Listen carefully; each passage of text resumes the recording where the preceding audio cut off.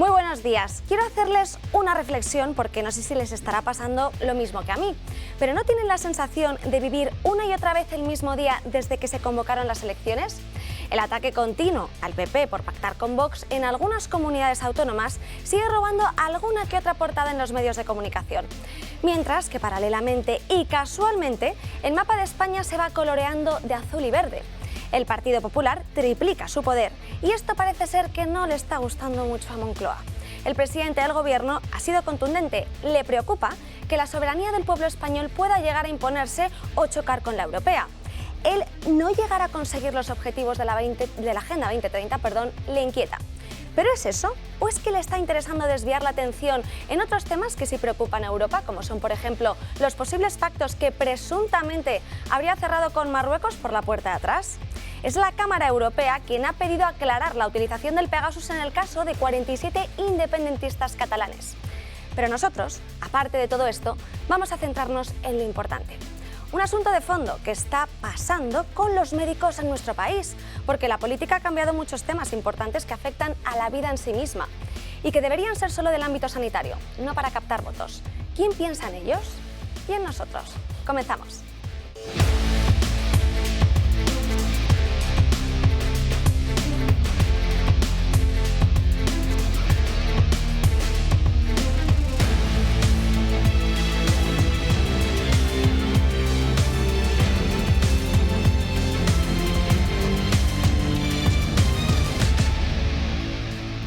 Buenos días otra vez, viernes 16 de junio y tenemos un programa, como han visto, lleno de sorpresas y además muy especial. Primero vamos a presentar a nuestro invitado de hoy, que es Manuel Martínez Sellés, que es además el presidente del Colegio de Médicos de la Comunidad de Madrid, que nos va a contar los problemas principalmente a los que se está enfrentando el colegio. Muy buenos días, Manuel. Buenos días, gracias. Además tendremos también que abordar diferentes temas de actualidad, que para eso están los contertulios que nos acompañan día tras día. En primer lugar, Josep María Francás, muy buenos días. Pues muy buenos días. Pues mira, yo quería comentar un tema que no es médico, aunque quizás sí, porque puede obedecer a la salud mental. Me refiero a los comentarios de ayer del delegado del Gobierno en la Comunidad de Madrid. Los veremos y los tenemos prevenidos. Hombre, que no dejan de ser interesantes. Yo, como no me gusta faltar al respeto a nadie, no diré si el señor es buenísimo o malísimo, él sabrá cómo es. Lo que sé es que lo que ha dicho no solamente es inadecuado, sino que es miserable, es una ignominia vergonzosa, etcétera, etcétera, etcétera. Y además que cada minuto que pasa sin que él mismo dimita o le cesen, pues lo que hace es calificar no solo a él, sino al que le puso en este cargo.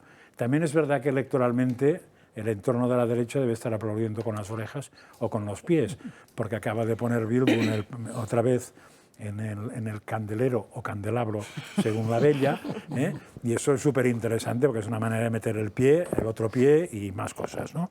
Le estás dando en el clavo, Francás? Claro, de todos modos, claro, también el pobre hombre cuando rectificó se quedó más en lo de pobre y en lo de hombre, porque empeoró todavía más, porque claro, ser capaz de comparar un partido que diríamos que no vota a favor de una serie de cosas que tú propones a un partido que lleva asesinos dentro en las listas, pues hombre, dice poco de su cabeza. Efectivamente lo valoraremos y lo debatiremos. Por este lado de la mesa, Macelia Aguilar, muy buenos días. Muy buenos días. Es que no puedo estar más de acuerdo con mi amigo. ¿Suele pasar? A ver, suele pasar, sí, suele pasar. Entre otras cosas porque, a ver, él no se atreve, es un hombre tremendamente educado, respetuoso. Tú sabes que yo soy políticamente incorrecta. Lo sé. De modo que no me corto un pelo para decir que este tío es gentuza pura. ¿Cómo es posible que sea capaz de decir eso? Pero también tiene razón, José María, es decir, por acción o por omisión el presidente del Gobierno tendría que haberlo apartado absolutamente. Claro que no podemos alegrarnos nosotros desde la derecha porque este tipejo de 3 al cuarto haya dicho esa ignominia. No. Nosotros nos gusta ganar en buena lid. Pero en cualquier caso, lo único que pasa es que ellos se representan. Es decir, cuando un tipejo de estas características hace esos comentarios, se está retratando. No solo él, sino los que le permiten estar ahí, quienes les han puesto ahí y quienes les están dejando que comenten. Mira, yo provengo de familia militar y lo sabes. Yo he tenido amigos conocidos dentro de la facultad cuando estaba estudiando, hijos de militares cuyos padres mató la ETA. Entonces, y tengo de colega en otro grupo parlamentario a Maite Pagaza en Bruselas. Pero vamos a ver, O sea, ¿cómo se te puede quedar la cabeza y el cuerpo cuando realmente alguien dice eso? Es que se dice pronto, 42 años de crueles atentados, se queda corto con todo lo que sufrió España. ¿Y cuántos centenares de víctimas todavía sin saber quiénes los mataron? Y encima tienen que, claro, y luego se sorprende el presidente del gobierno, el presidente por accidente que tenemos, que alguien le diga que te vote chapote, si eso es lo más suave que le tienen que decir. Seguiremos con este candente debate. Por este lado, Jesús Arapiles, muy buenos días también. Hola, buenos días. ¿Tiene alguna reflexión antes de empezar el programa que le gustaría? Bueno, me ha hecho gracia porque el periódico que hice yo en el año 2004, una gaceta, se llamaba El Políticamente Incorrecto. Como dices, como sí, yo tengo esa fama, perdóname, ¿qué le vamos a hacer? Bueno, que me refiero a la curiosidad, ¿no? Y bueno, únicamente yo vengo representando a la plataforma que monté en el año 2009, ha estado mucho tiempo parada, pero ahora por cómo está la deriva que está cogiendo España en general, pues estamos reactivándola. Ahora somos algo más de 700 unidos ya a este tema. Es una plataforma, como pone, me he permitido el lujo de traer, anticorrupción y defensa ciudadana. Suena al grupo sí, ahora Heavy. Justo que no se veía con el rótulo, pero ahora se ve perfectamente. Sí, anticorrupción y defensa ciudadana.org. Y es esto, realmente luchamos contra la corrupción en general, pero para la defensa del ciudadano, no entre ellos, sino para defender al ciudadano. Y entre las cosas, unas cosas que más llevamos es el tema de las denuncias falsas a los hombres, que como dijo la decana de jueces María Sanuja en el ejercicio 2004, en su memoria del ejercicio 2004, dijo que la mayoría de denuncias falsas hacia hombres por parte de mujeres eran principalmente en los procesos de separación matrimonial. Bueno. Y en eso vengo un poco, eso y las trampas que hemos detectado y que sabremos todos, o ya se habrán comentado en esta casa porque yo la veo mucho, las trampas en el tema del escrutinio y todos estos asuntos. Sí. Y por último, nuestro economista favorito, además de los viernes, que ya es muy habitual, que venga José Ramón Riera. Muy buenas. Hombre, yo creo que te vote chapote se va a estabilizar y vamos a conseguir que sea ya no solamente un eslogan, sino el axioma que define perfectamente, que no necesita demostración por ser un axioma, que define correctamente al Partido Socialista Obrero Español en estos momentos. Yo creo que este caballero ha hecho un bolaños, es decir, y que va a tener unas repercusiones muy importantes, como la tuvo el ministro cuando intentó colarse el día 2 de mayo en la Comunidad de Madrid. Entonces, bueno, estos son errores que se van a pagar, pero muy seriamente, el día que vayamos de nuevo a votar el día 23 de julio. Además, bueno, yo creo que lo importante en estos momentos es que no lo cesen, porque mantener a personajes tipejos de esta categoría y de esta calaña, yo creo que a los que pensamos de forma conservadora nos viene muy bien para saber cuál es el riesgo que tenemos en caso de que estos vuelvan a gobernar. Y por lo tanto nos va a ayudar a ser más firmes en nuestras ideas para acudir muy seriamente a votar el día 23 de julio. Y solamente quiero añadir una cosa, es decir, el gobierno está se ha vuelto loco, es decir, aquí los mueves y cada vez que mueves a uno, las barbaridades que dicen son de tamaño descomunal y una de las cosas que traemos, que la guardamos para después, es precisamente las declaraciones de una ministra sin sentido, que veremos más. ¿Les damos algún otro dato? La vicepresidenta segunda y dejamos ahí. Lo dejamos ahí, Carolina Herrera Díaz, sí, porque le digo Carolina Herrera por aquello de que le gustan tanto los modelos de Carolina Herrera, que bueno, pues para ser una comunista, pues hombre, yo entiendo que la comunista Bogue.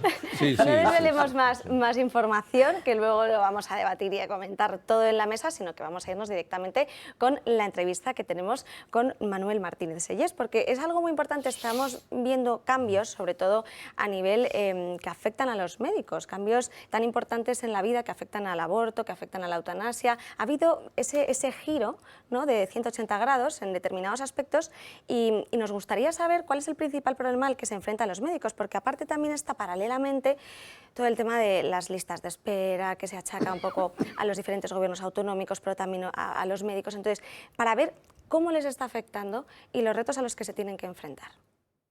Bueno, yo creo que el principal reto es asegurar que la medicina se ejerce en buenas condiciones, unas condiciones que tienen que ser adecuadas a todos los niveles, por supuesto a los niveles asistenciales, científicos y también, lógicamente, a nivel ético y deontológico. Es cierto que nosotros en Madrid tenemos una situación a nivel de sanidad que es mejorable, Pero también es cierto que cuando miramos la expectativa de vida que hay en las distintas zonas de Europa, la Comunidad de Madrid tiene la esperanza de vida más alta de toda Europa. Eso quiere decir que un niño que nace hoy en Madrid tiene una expectativa de vida de más de 85 años, y eso no lo puede decir ninguna otra comunidad autónoma, ¿no? No solo eso, sino que en Madrid están los principales centros de investigación biomédica, están los mejores hospitales, están 10 facultades de medicina. Es decir, que evidentemente que tenemos que trabajar mucho por mejorar la asistencia sanitaria en Madrid, pero sí es cierto que vivimos en un entorno privilegiado si nos comparamos con otros países o con otras autonomías. Ahora bien, estamos muy preocupados porque efectivamente ha habido unas injerencias claras en algunos aspectos que van contra la esencia de la medicina. Nosotros tenemos un código deontológico que además se ha renovado muy recientemente, en el que no solo se defiende la vida, y lógicamente desde el momento de la concepción, como no podría ser de otra forma, sino que de forma clara y explícita se dice que el médico no debe de forma deliberada acabar con la vida de sus pacientes. Y por lo tanto el Gobierno ha legislado contra el criterio, no solo del Código Deontológico español, porque tanto el aborto como la eutanasia estaban ya condenados 500 años antes de Cristo en el juramento hipocrático, pero es que además la Asociación Médica Mundial muy recientemente, hace pocos meses, ha vuelto a reiterar que la eutanasia es inaceptable y va contra la esencia de la medicina. Y por lo tanto se nos crea una situación que es difícil, que tenemos ahora médicos que puedan hacer actuaciones que no son correctas desde el punto de vista deontológico, ético, pero lógicamente al estar amparados por la ley, y los colegios de médicos no podemos ejercer nuestro derecho de sancionar a esas personas que están actuando, acabando con vidas humanas, cuando, lógicamente, como digo, nuestro código deontológico, y no solo a nivel nacional, sino a nivel internacional, pues impide la eutanasia. Además, también el criterio unánime que tuvo prácticamente pocos meses antes de que se aprobase la nueva ley de eutanasia, pues el Comité de Bioética de España, que es el máximo órgano que asesora al Gobierno en esta materia. Por lo tanto, es triste que se haya legislado contra el criterio de la profesión médica, contra el criterio del Comité de Bioética de España. Porque sí que es verdad que no pueden ejercer sanciones, ¿no?, ante lo que está ocurriendo y lo que ven que directamente choca, ¿no?, con ese código deontológico de la medicina y con esos valores éticos morales que traspasan mucho más allá que cualquier ley o cualquier código. Pero sí que me gustaría puntualizar, es decir, ¿se ven de alguna forma discriminados o cohibidos a la hora de aplicar, por ejemplo, esa objeción de conciencia al no querer formar parte de estas medidas? Porque recordemos que el Código Deontológico establece la objeción de conciencia como el derecho del médico a ser eximido del cumplimiento de los deberes constitucionales o legales por resultar dicho cumplimiento contrario a sus propias convicciones. Luego el Código Deontológico continúa indicando que la objeción debe tener ese fundamento ético, moral o religioso y por lo que se pueden rechazar estos actos, ¿no? Entonces, ¿les están cohibiendo en esa objeción, con esas listas a lo mejor que parece que hay que registrar, ¿no?, los médicos que están en contra de practicar eutanasias, que ya encontrábamos 9.300 objetores, que era el 1,3% de los sanitarios españoles, o no? Hay muchísimos más objetores. Sí. Vamos a ver, aquí hay un error de concepto. Lo primero que hay que decir es que la objeción de conciencia está garantizada no solo por nuestra Constitución, sino también por la Carta Europea de Derechos Fundamentales. No solo eso, sino que ya hay jurisprudencia diciendo que no hace falta ninguna legislación que avale la objeción de conciencia y, por lo tanto, cualquier médico, cualquier profesional sanitario puede ejercer su objeción de conciencia. Ahora bien, hay claramente una intención por parte del Gobierno central de limitar o discriminar a los médicos o a los profesionales sanitarios que se acojan a su derecho a la objeción de conciencia.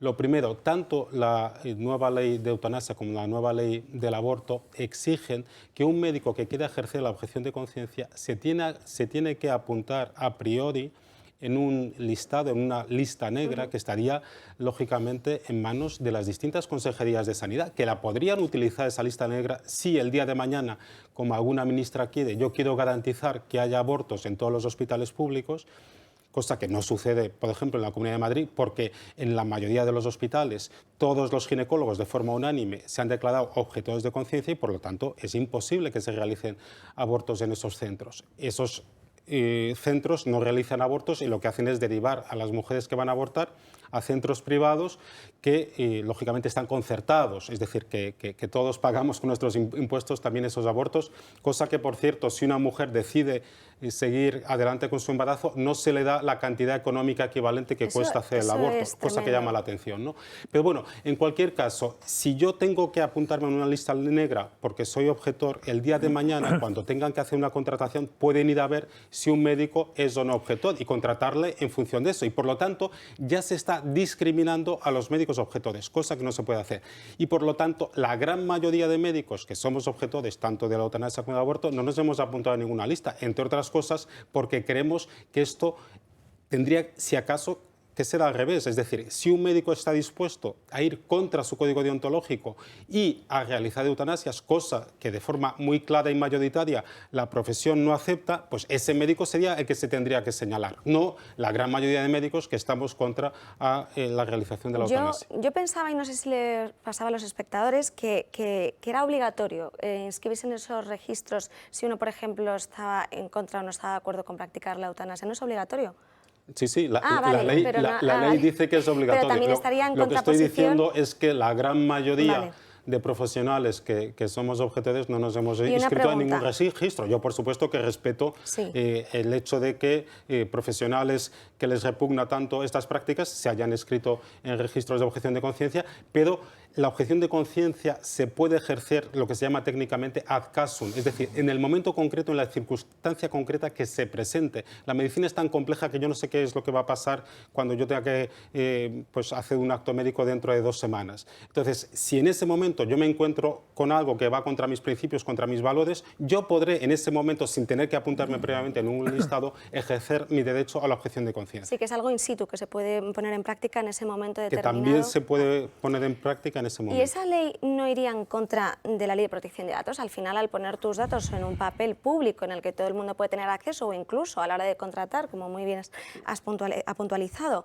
el que sean objetores de conciencia, ¿eso no sería contradictorio con la ley de protección de datos? Bueno, yo no soy jurista. No, pero esto se planteó ya en la Comunidad de Navarra y al final el dictamen fue que sí se permitiese recoger estos datos, que efectivamente son datos particularmente es particularmente necesaria la protección de esos datos, teniendo en cuenta que estamos hablando de cosas que tienen que ver con los valores, con las opiniones, etcétera. Entonces, pues es verdad que quién custodia estos datos y luego también hay que recordar que la sanidad está transferida a las autonomías, con lo cual el gobierno puede legislar, pero la forma de aplicar la ley lo decide cada comunidad autónoma. Luego me ha interesado mucho también un punto en el que has matizado que sí es verdad que obviamente si exigen que todos los hospitales públicos o los centros de salud ejerzan estas prácticas y hay en esa comunidad, como ocurre con Madrid, esos objetores de conciencia, como ha puntualizado, ¿qué ocurre aquí? Porque sí que desde el gobierno están intentando como sufragar todos esos servicios, pero entonces esto podrían de alguna forma el sector médico decir, nos plantamos, no ejercemos y entonces obligamos a que esa ley quede sin efecto y que se cambie la situación. Desde luego, me refiero que la situación actual que hay en la Comunidad de Madrid, como he dicho, hay muchos hospitales y en esos hospitales que son en la mayoría en la Comunidad de Madrid, todos los ginecólogos se han declarado objetores de conciencia. Cosa que además a mí me parece bastante lógica porque precisamente los ginecólogos, por su profesión, en su día a día, están en contacto con la vida intrauterina. Entonces a un ginecólogo es muy difícil engañarle y decirle, no, si eso es un amasijo de células, vamos a ver, si es que le estoy viendo los piececitos, ¿no? Entonces, si hay hospitales en los que todos los ginecólogos son objetores de conciencia, por definición, en ese hospital público no se pueden realizar abortos. No hay ninguna forma de hacerlo. Entonces, ¿qué es lo que se hace? En esos hospitales públicos se derivan esas mujeres a centros privados donde se hacen abortos. Y, de hecho, la casi totalidad de los abortos que se practican en Madrid se practican en centros privados. ¿Por qué hay una intención de que se practiquen abortos en hospitales públicos? Lo primero que lo desconozco. No entiendo a quién beneficiaría que se haga. Oye, yo quiero obligar que en el hospital... no sé, por decir un hospital de Madrid, el Clínico de San Carlos, pues se hagan abortos. ¿Por qué tiene usted ese especial interés en forzar? Es decir, eso, como digo, habría que contratar un ginecólogo específico que no sea objetor, y por eso digo que se estaría discriminando a los ginecólogos objetores, algo que es ilegal, y si eso en algún momento se hace, desde luego, nosotros desde el Colegio de Médicos defenderemos el que no se puede discriminar a un médico que se acoja a su derecho a la objeción de conciencia, y por otro lado, no sé ¿A quién beneficia el hecho de que en todos los hospitales públicos, como ha dicho la ministra, se hagan abortos? Es interesantísimo el tema que estamos abordando, luego os dejaré que podáis participar, pero antes, ya que estamos hablando del aborto y de ese interés que puede haber por detrás de propiciar esta situación, vamos a ver paralelamente cómo está la natalidad en España, porque sigue cayendo.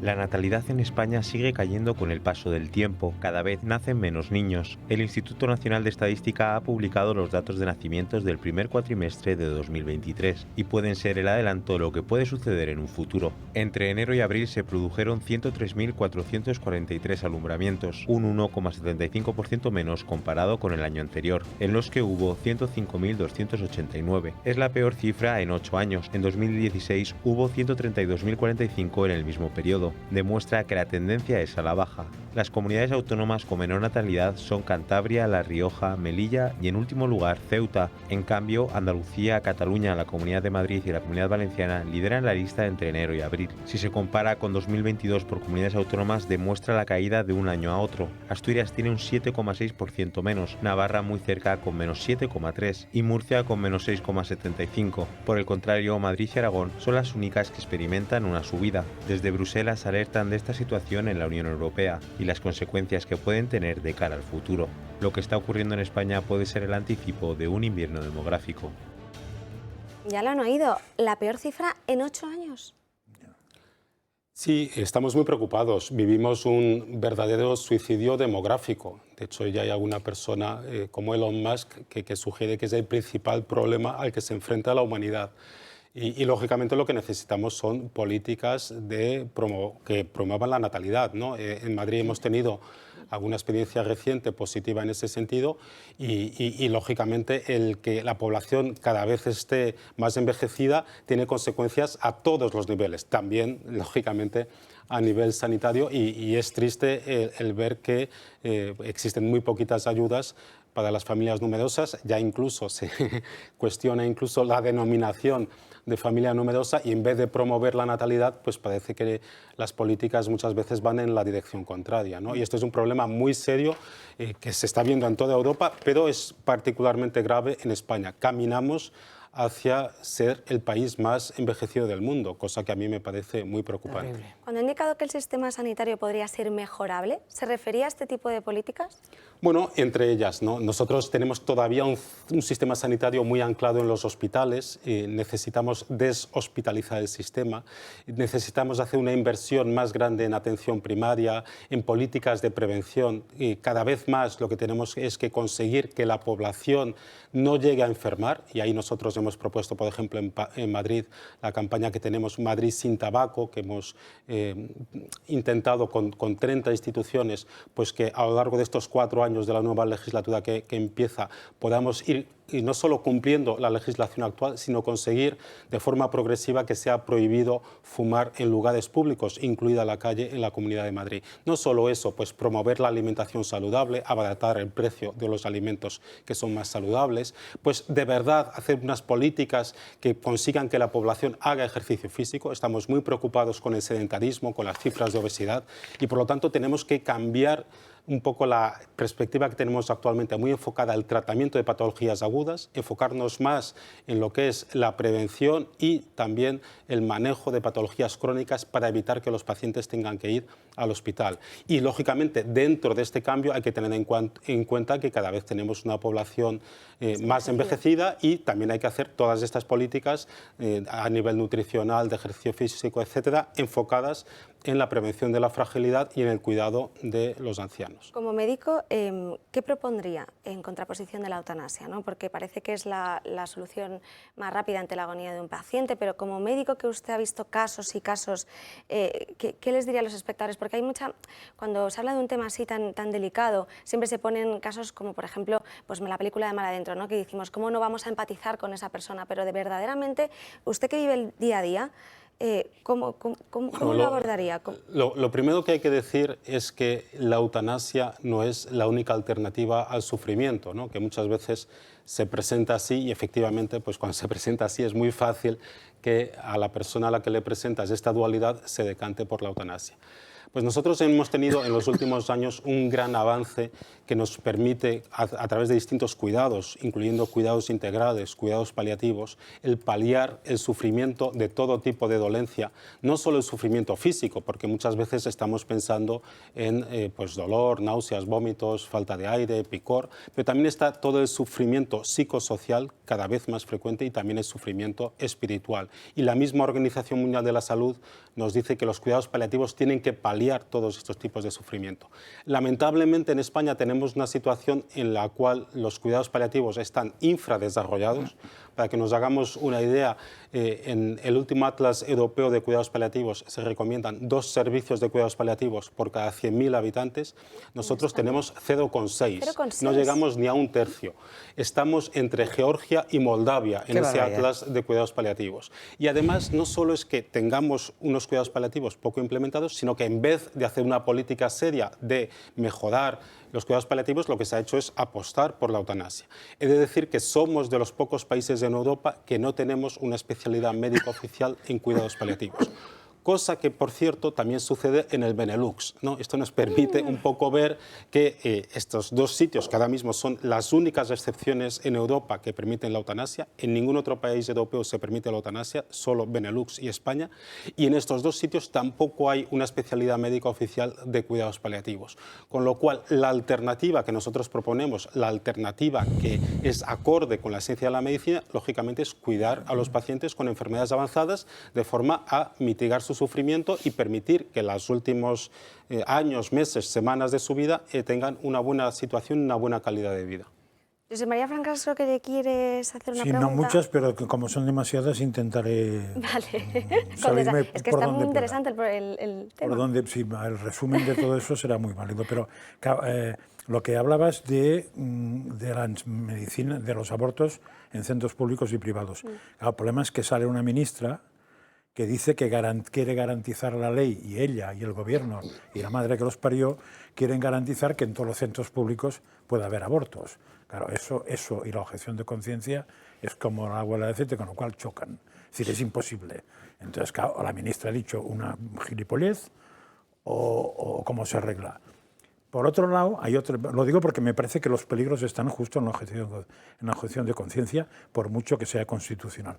Por otro lado, se pretende, y en España de hecho ya lo es, que el aborto sea un derecho. Macron pretende que en la Unión Europea sea un derecho. En el momento que es un derecho al aborto, el derecho a la objeción de conciencia, tendrá un problema alguien, porque 2 derechos que se contraponen, ¿cuál primará más? Yo creo que los ataques ahora mismo van por ahí, y no son fáciles de resolver si la presión va por ahí. Son fáciles de resolver si es el colectivo médico, entre comillas, el científico, el que prioriza la cosa, pero si es el político tenemos un problema.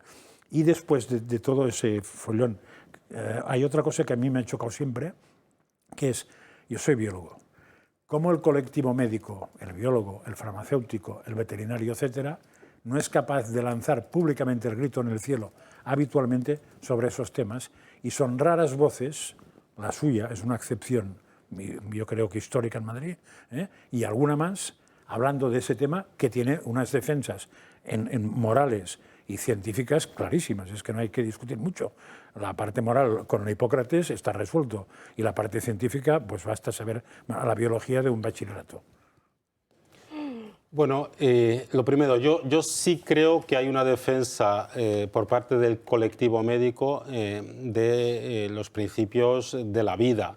Y de hecho, como decía antes, yo animo a leer la última versión de nuestro código deontológico, que es un código de obligado cumplimiento por todos los médicos en España, que refleja de forma muy mayoritaria cuál es la opinión de la profesión respecto a estos temas. Y lógicamente, pues, cuando se hace un código en el que participan muchas personas, etcétera, ninguno estamos 100% de acuerdo en todo, pero yo creo que al final este texto que está disponible online, pues muestra cuál es la opinión mayoritaria de los médicos en España, y de forma muy clara va contra esta intención que es reciente de hacer del aborto un derecho, incluso argumentando que esto ya venía como de alguna forma definido en nuestra Constitución, que es algo pues, que a mí me llama mucho la atención.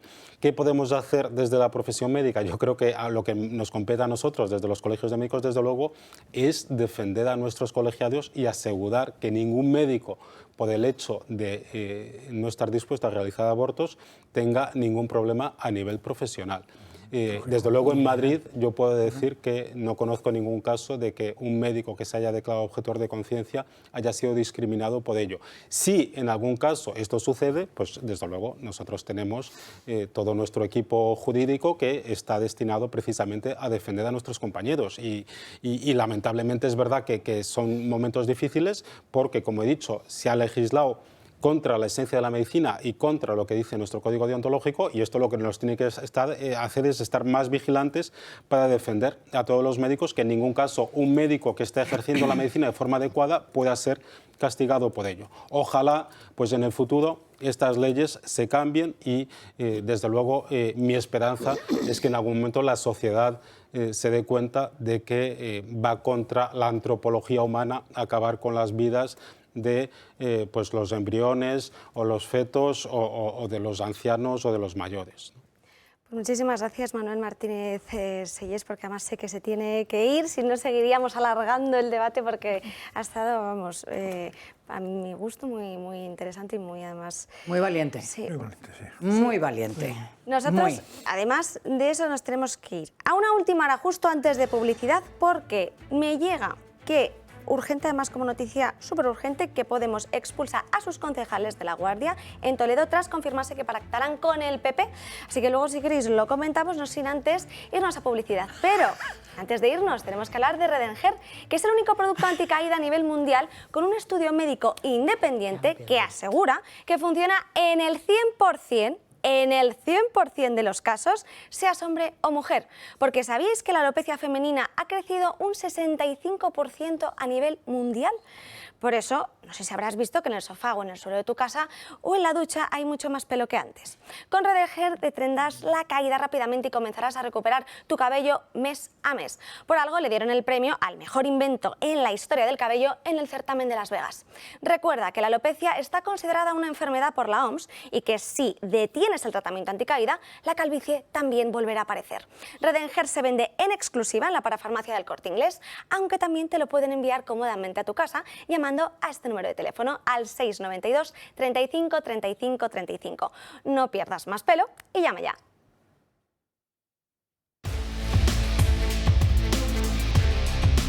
Menos 25 y tenemos que seguir abordando los temas de actualidad. Vamos a empezar por política, porque como están viendo últimamente, sobre todo en portadas, que además lo hemos ido comentando durante día tras día, dando caña, ese tema que afecta tanto no solo a los medios de comunicación, sino al propio gobierno. ¿Por qué? Porque está habiendo pues, ese nuevo gobierno que se está formando en las comunidades autónomas entre PP y Vox. Y esto no está gustando mucho. Y ayer hizo unas declaraciones en la Moncloa el presidente del gobierno en el que advertía que a Europa tampoco le estaba haciendo mucha gracia. Sobre, digamos, la mayor representación de fuerzas antieuropeístas, yo creo que esa es una mala noticia para el conjunto de la Unión Europea, entre otras cuestiones porque si algo hemos aprendido, uno, con la pandemia y dos, ahora con la guerra, es que lo que tenemos que hacer para ser más fuertes es unirnos. Por eso creo que es fundamental el cuarto objetivo, la cuarta prioridad que he manifestado en mi primera intervención. Y es que tenemos que estar mucho más unidos el conjunto de Estados miembros en torno a los desafíos comunes que afrontamos todos y cada una de nuestras sociedades. Iba a contaros otra cosa que está muy relacionada, pero es que me han pedido que tienen que inminentemente comentar estas declaraciones. Pero luego veremos qué hay de trasfondo en esa posición de Sánchez con la Unión Europea, que ahora está en el punto de mira. Mazali. Iba a decir un ordinario de una frase española que dice, le huele él a pólvora, ¿vale? El trasero a pólvora. Esa es la razón por la que está diciendo él. O sea, que el grupo de Renew, que son los liberales, el grupo de CR, que son los conservadores y reformistas, el grupo ID, somos antieuropeístas. Vamos a ver. Yo creo que lo he comentado aquí. Como efectivamente lo está viendo tan mal, ¿qué es lo que está haciendo? ¿Tú no te das cuenta que es como está preparando un camino paralelo de, oye, yo sí soy europeísta, que cuando esto no salga bien, que yo quiero mi huequecito allí, por ejemplo, secretario general de la OTAN, presidente del Consejo? Pero vamos a ver. Es que, ¿has visto el tono de voz que tiene? O sea, ¿has visto, sabes? No lo está diciendo con la fuerza que tenía antes. No, está ahí medio agazapado. Es decir, bueno, primero, este tío es un psicópata de libro. Y no lo digo yo, que soy economista. Lo dicen los médicos que tengo y los psiquiatras que tengo, algunos amigos que dicen, o sea, este tipo es yo, me, conmigo. Le importa un pito España, le importa un pito su partido. Que bueno, que del Partido Socialista Obrero Español queda... rien de rien, como dicen los franceses, ¿vale? De modo que, bueno, pues es que este tío ya no tiene ningún tipo de credibilidad, pero ya sabemos lo que está haciendo, pero vamos, que esté diciendo que es que la conjunción de fuerzas es antieuropeísta, ¿y él qué es? Él es anti todo. Sobre todo teniendo en cuenta que es la propia Cámara Europea la que ha pedido una investigación para esclarecer qué pasó con el tema de Pegasus. Es decir, el caso de los 47 independentistas catalanes, que hagan una investigación y que ponga al Gobierno de España en marcha la prometida reforma del Centro Nacional de Inteligencia y que el Europol también participe en esas pesquisas porque no se fían del presidente del Gobierno. Pero no solamente las pesquisas de Pegasus. Vamos a hablar de dinero, que es lo que nos gusta como economistas. ¿Cuántas veces está pidiendo la Unión Europea, es decir, la Comisión, que España dé la información precisa y absoluta de qué ha hecho con los dineros, con los fondos que desde Europa han ido? Es decir, no sabemos en estos momentos, sí sabemos que han ido a parar a las comunidades autónomas, y eso lo sabe mucho mejor mi querido economista de cabecera, sino que no sabemos en esas comunidades autónomas qué demonios se ha hecho con ese dinero. Déjame que precise un segundito. Venga, va a precisar, perfecto. No sabemos absolutamente nada sobre los fondos europeos. Parece ser, dícese, se cree que hay como unos 8.000 millones entregados. Nadie es capaz hoy de decir exactamente cuántos miles de millones de euros se han entregado y en dónde. ¿Y a quiénes? Dos. Se han traspasado, no el dinero, no, se han traspasado las responsabilidades de convocar proyectos a través de las comunidades autónomas. Cuando éstas convoquen los proyectos y se adjudiquen, entonces el gobierno le transferirá, esa precisión es importante, con lo cual... los fondos. El dinero, perdóname, ¿sí? El dinero voló. No, vamos a ver, el dinero se ha gastado. Sí, vamos a ver, el dinero llegó al Banco de España, el Tesoro ha tirado y el Tesoro repondrá el día que precise, el día que sea necesario ese dinero. Pero el dinero no está, el dinero se ha gastado en... Vaya usted a saber qué. En pagar salarios, en pagar no sé qué... Todo eso que dices, el problema, tiene un problema, todo eso que dices. Entonces, por eso no pueden decirles a la Unión Europea en estos momentos qué ha pasado con los fondos Next Generation. Eso que se ha sido objetivo choca, o como dicen ahora modernamente, no se compadece, con que la Unión Europea siga mandando, según dicen ellos, el dinero a España, sea un país al que no le pone pegas en el segundo tramo o no sé si en el tercero, e incluso el gobierno se pueda permitir el lujo de salir públicamente y decir que España es el país que más fondos ha recibido por lo bien que lo ha hecho. Por lo bien que lo ha hecho lo añade el gobierno. Sí, pero claro, si la primera premisa es verdad, es el país que más ha recibido, tienes que suponer que o bien la Unión Europea están pringados hasta a la Unión Europea que no se sabe nunca quién es, ¿eh? O sea, el que toque, el comisario, no sé quién es, que está pringado con la cosa, o que hace la vista gorda, o que es el novio de la otra, o algo así, porque si no, no tiene ningún sentido. O sea, usted no me dicen que se gasta, pero yo le doy dinero porque lo hace bien. A ver, explíqueme lo que... La Unión Europea ha parado toda entrega de fondos en estos momentos a España, a la espera de que le informen de forma precisa y concreta en qué se han dedicado los 37.000 millones de euros. ¿Y eso es así de serio? Ahora es cuando se está... Porque ha habido desde el Parlamento Europeo, la señora esta... Que vino aquí con los hombres de negro. Exacto, de pronunciación tan complicada, ha pasado un informe... Demoledor. Vamos a ver, terrible para España, terrible, que va a afectar de forma muy seria... Pero todo eso es secreto.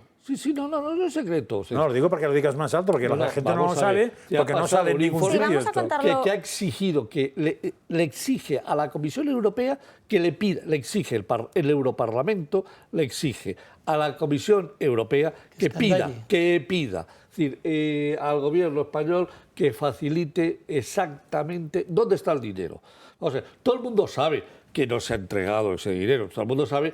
Sí, yo creo que van a poder justificar unos 8.000 millones, porque es lo que parece. Por los mentideros de la COE dicen que unos 8.000 se van a poder justificar, pero hasta los 37 no pueden justificar absolutamente nada, es decir, porque no se han podido adjudicar los proyectos, porque no hay proyectos en estos momentos en el mercado para poder aplicar a fondos europeos, ni nunca los ha habido en suficiente cuantía.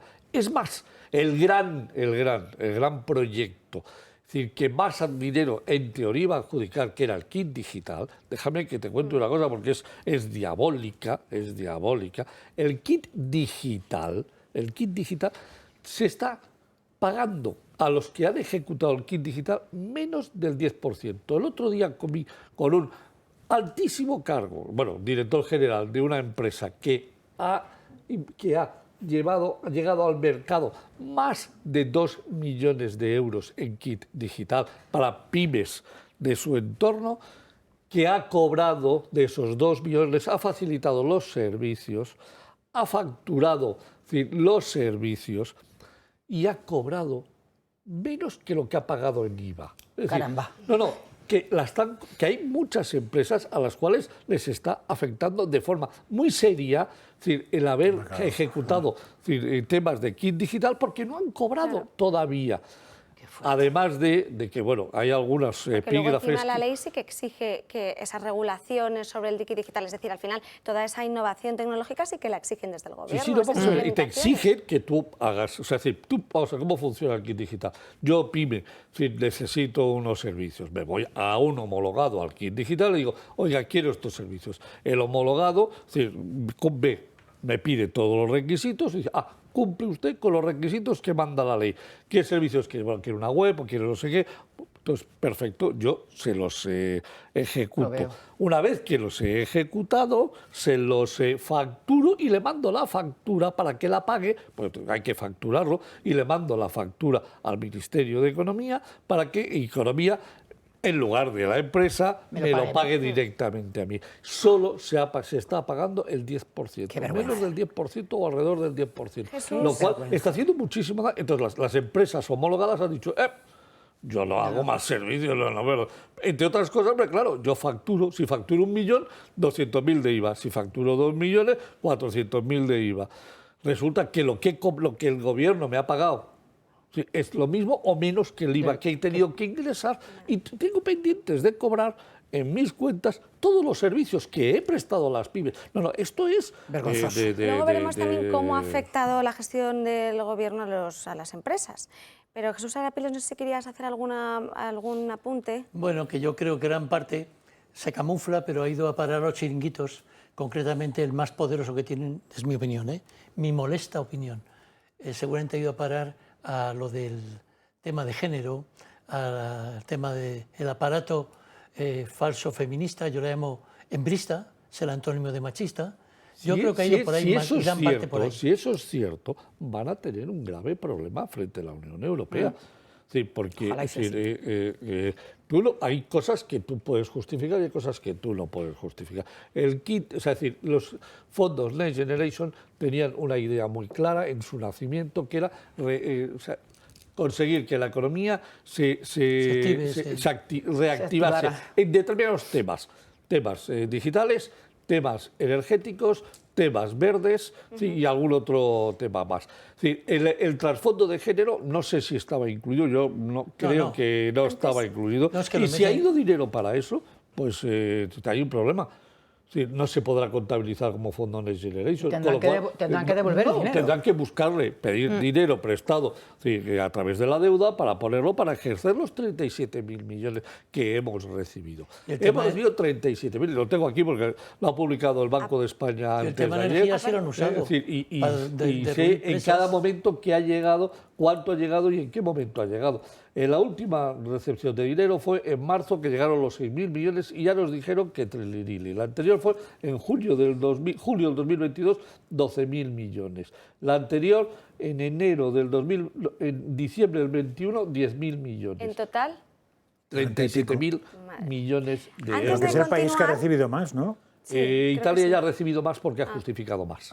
Eso tampoco lo dice. Italia ya ha recibido más porque Siempre ha son justificado malistas, más. macho, siempre. No, Italia y Francia está recibiendo, ya creo que está a punto de superarlos porque han justificado. Si queréis, luego seguimos abordando el tema, pero para no irnos tanto del principal asunto que preocupa al presidente del Gobierno, vamos a ver cómo están quedando los pactos entre PP y Vox en las diferentes comunidades autónomas.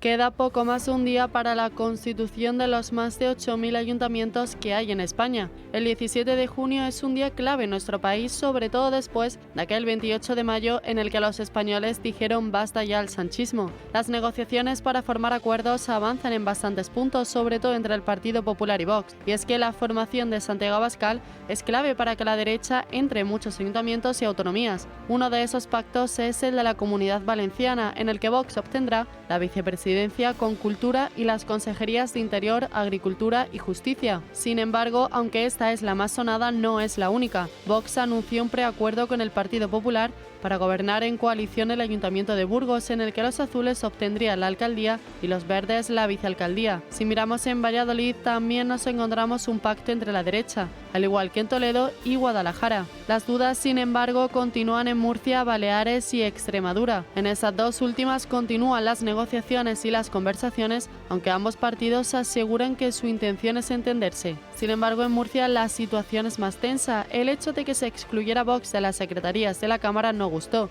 y Abascal ya ha advertido de que si la posición del Partido Popular sigue siendo la misma, promoverán una nueva convocatoria electoral. Pese a esto, lo cierto es que el Partido Popular, necesitado del apoyo de Vox, lo ha conseguido en muchos puntos. Pues ya lo han visto, y ante esta situación hemos conocido las declaraciones que muy bien ha matizado al empezar el programa Josep María Francas sobre el delegado del Gobierno en Madrid, que es Francisco Martín. ¿Quién es Francisco Martín?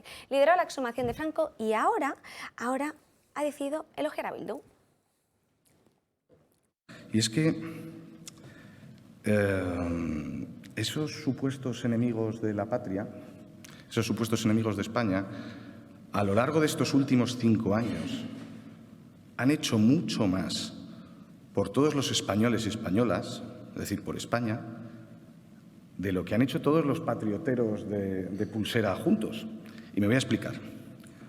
Es que esos supuestos enemigos de España han contribuido a salvar miles y miles de vidas de ciudadanos españoles apoyando el estado de alarma en los momentos más complicados. Bueno, solo había que ver las caras de algunos asistentes, a lo que ha contestado el presidente del PP, Alberto Núñez Feijóo, las siguientes palabras. Hoy el delegado de Gobierno en Madrid ha dicho una cosa gravísima, probablemente lo más grave que hemos escuchado en democracia en los últimos años. El delegado del Gobierno en Madrid, contra el que yo no tengo nada, que ha sido hasta hace unos días, semanas, alto cargo en Moncloa, por lo tanto trabajando a las órdenes del presidente del Gobierno, ha dicho, y lo leo textualmente, que Bildu ha hecho más por los españoles y, por tanto, por España, que los partidos que criticamos al sanchismo. Y ha añadido, y ha hecho más y ha salvado más vidas Bildu durante la pandemia que los partidos que criticamos al sanchismo. Decir que Bildu ha salvado muchas vidas en España es algo que lo inhabilita para seguir siendo alto cargo del Gobierno de España. Las declaraciones del delegado de Gobierno de Madrid darían risa si no fuera porque ETA acabó con 850 ciudadanos, 42 años de crueles atentados, y todavía tenemos gente en el Gobierno haciendo estas declaraciones. No olvides, y 200.000 señores que tuvieron que emigrar. Por eso. Hay quien dice Por eso 180, hay quien dice 300.000 que tuvieron que emigrar del País Vasco. O sea, José María, no solamente eso, ya se está previendo que con las cesiones a Bildu en Navarra y, lógicamente, en Vascongadas, esa gente que se marchó por asegurar su vida va a haber otra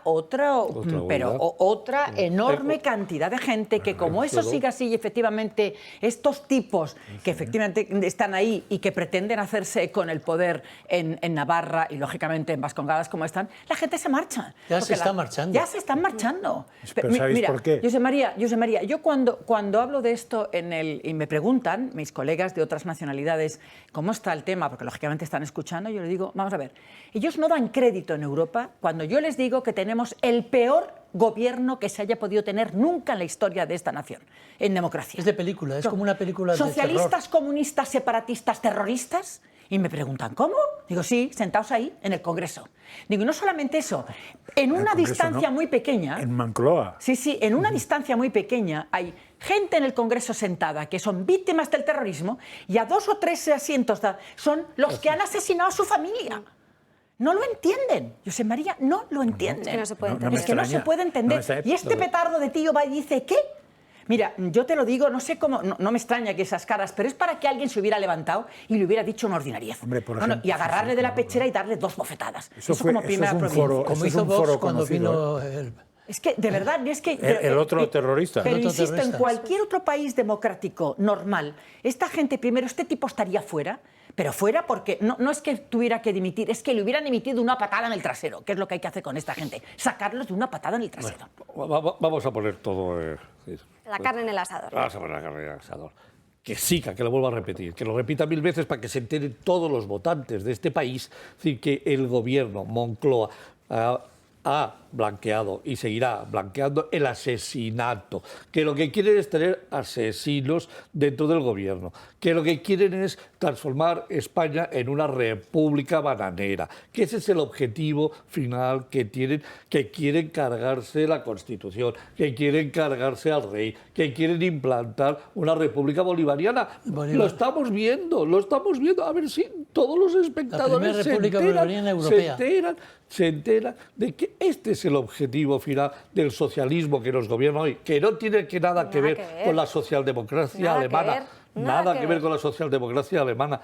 No tiene nada que ver, es decir, que los comunistas que hoy tenemos... No tiene que ver con ni con lo que era el socialismo. Nada, pero si los propios votantes socialistas solamente mencionan democracia para hacerse propaganda. Es necesario que se oiga esto permanentemente y que escuchemos a este tipo tantas veces como nos produzca vómito. Pero hay que escucharle, porque este es el pensamiento de Moncloa. Este es el pensamiento de Moncloa. Es decir, esto es el blanqueamiento que han hecho de asesinos, de tiros que pegaron un tiro en la nuca a Miguel Ángel Blanco, que pusieron la bomba de Hipercor en Barcelona. Ya está bien, mataron por también favor. a socialistas, aquí no distinguían, mataban a quien se pusiera por delante. Claro, pero eso hay que saber que tienen un arreglo, ¿eh? Y el arreglo es... ¿Qué fecha? El 23 de julio. Eso tiene una regla. 23 de julio, o sea, hay que salir a la calle a votar. El que realmente se cabree con eso, porque no le guste que está pasando eso, o ya no le gusta lo que está pasando, lo que es bueno es que movilice a gente para que el 23 de julio digan, se ha acabado. Se ha acabado. Jesús, Chico, que sé que quieres Sí. intervenir. Mucho optimismo en el 23 de julio, pero mucho me temo que, como dijo no sé quién, algún colega nuestro, ¿no?, periodista, no da puntadas sin hilos, Sánchez. Eso es claro. Y eso de que haya puesto el día 23, nada menos, 23 de julio, bueno, lo ha dicho todo el mundo, pleno en la campana de Gauss, el máximo de gente que está fuera de su casa, inclusive gente de izquierdas, incluso, y que luego encima además ya festividad nacional en muchas de las comunidades, Santiago nada menos, Santiago Apóstol, tal. Pero es que claro, es que encima además tenemos un problema, Correo está saturado y tenemos, si me permites, tenemos 4 detecciones importantes de cómo se puede falsear resultados. De ahí viene la plataforma en la que también está nuestro grupo, en el grupo Anticorrupción y Defensa Ciudadana, que es la plataforma Elecciones Transparentes. Muy buena, por cierto. Y que tenemos grabaciones, bueno, eso lo digo al final. Tenemos 4 posibles formas de hacer trampas en la elección. Lo harán. En las elecciones. Una de ellas es ¿te parece, la Jesús? compra. Sí, perdón. Como es un tema tan interesante y sé que van a querer intervenir, nos vamos a una breve pausa de publicidad y luego continuamos, porque además, como me has hablado del 23 de julio y el verano, llegan las vacaciones y llega el eterno debate de todos los años. ¿A dónde nos vamos? Si ya te agota que te den caña con el mismo tema una y otra vez, relájate porque desde aquí te ayudamos con un pequeño ejercicio. Imagina el destino perfecto. ¿Qué ves? Quizá te imaginas en una playa idílica rodeada por un paisaje natural increíble, o quizás te ves paseando entre altos árboles y sonidos de la naturaleza por la Sierra Norte. Puede ser que te imagines también sentado en una mesa con los deliciosos platos en el mercado de San Miguel, o escuchando esas canciones de tu infancia, viendo un musical con tus seres queridos en el centro de una ciudad llena de vida. Deja de imaginar, porque busques lo que busques, todas estas opciones las encuentras aquí. Son las vacaciones de los que saben de vacaciones y del mejor estilo de vida del mundo, la Comunidad de Madrid.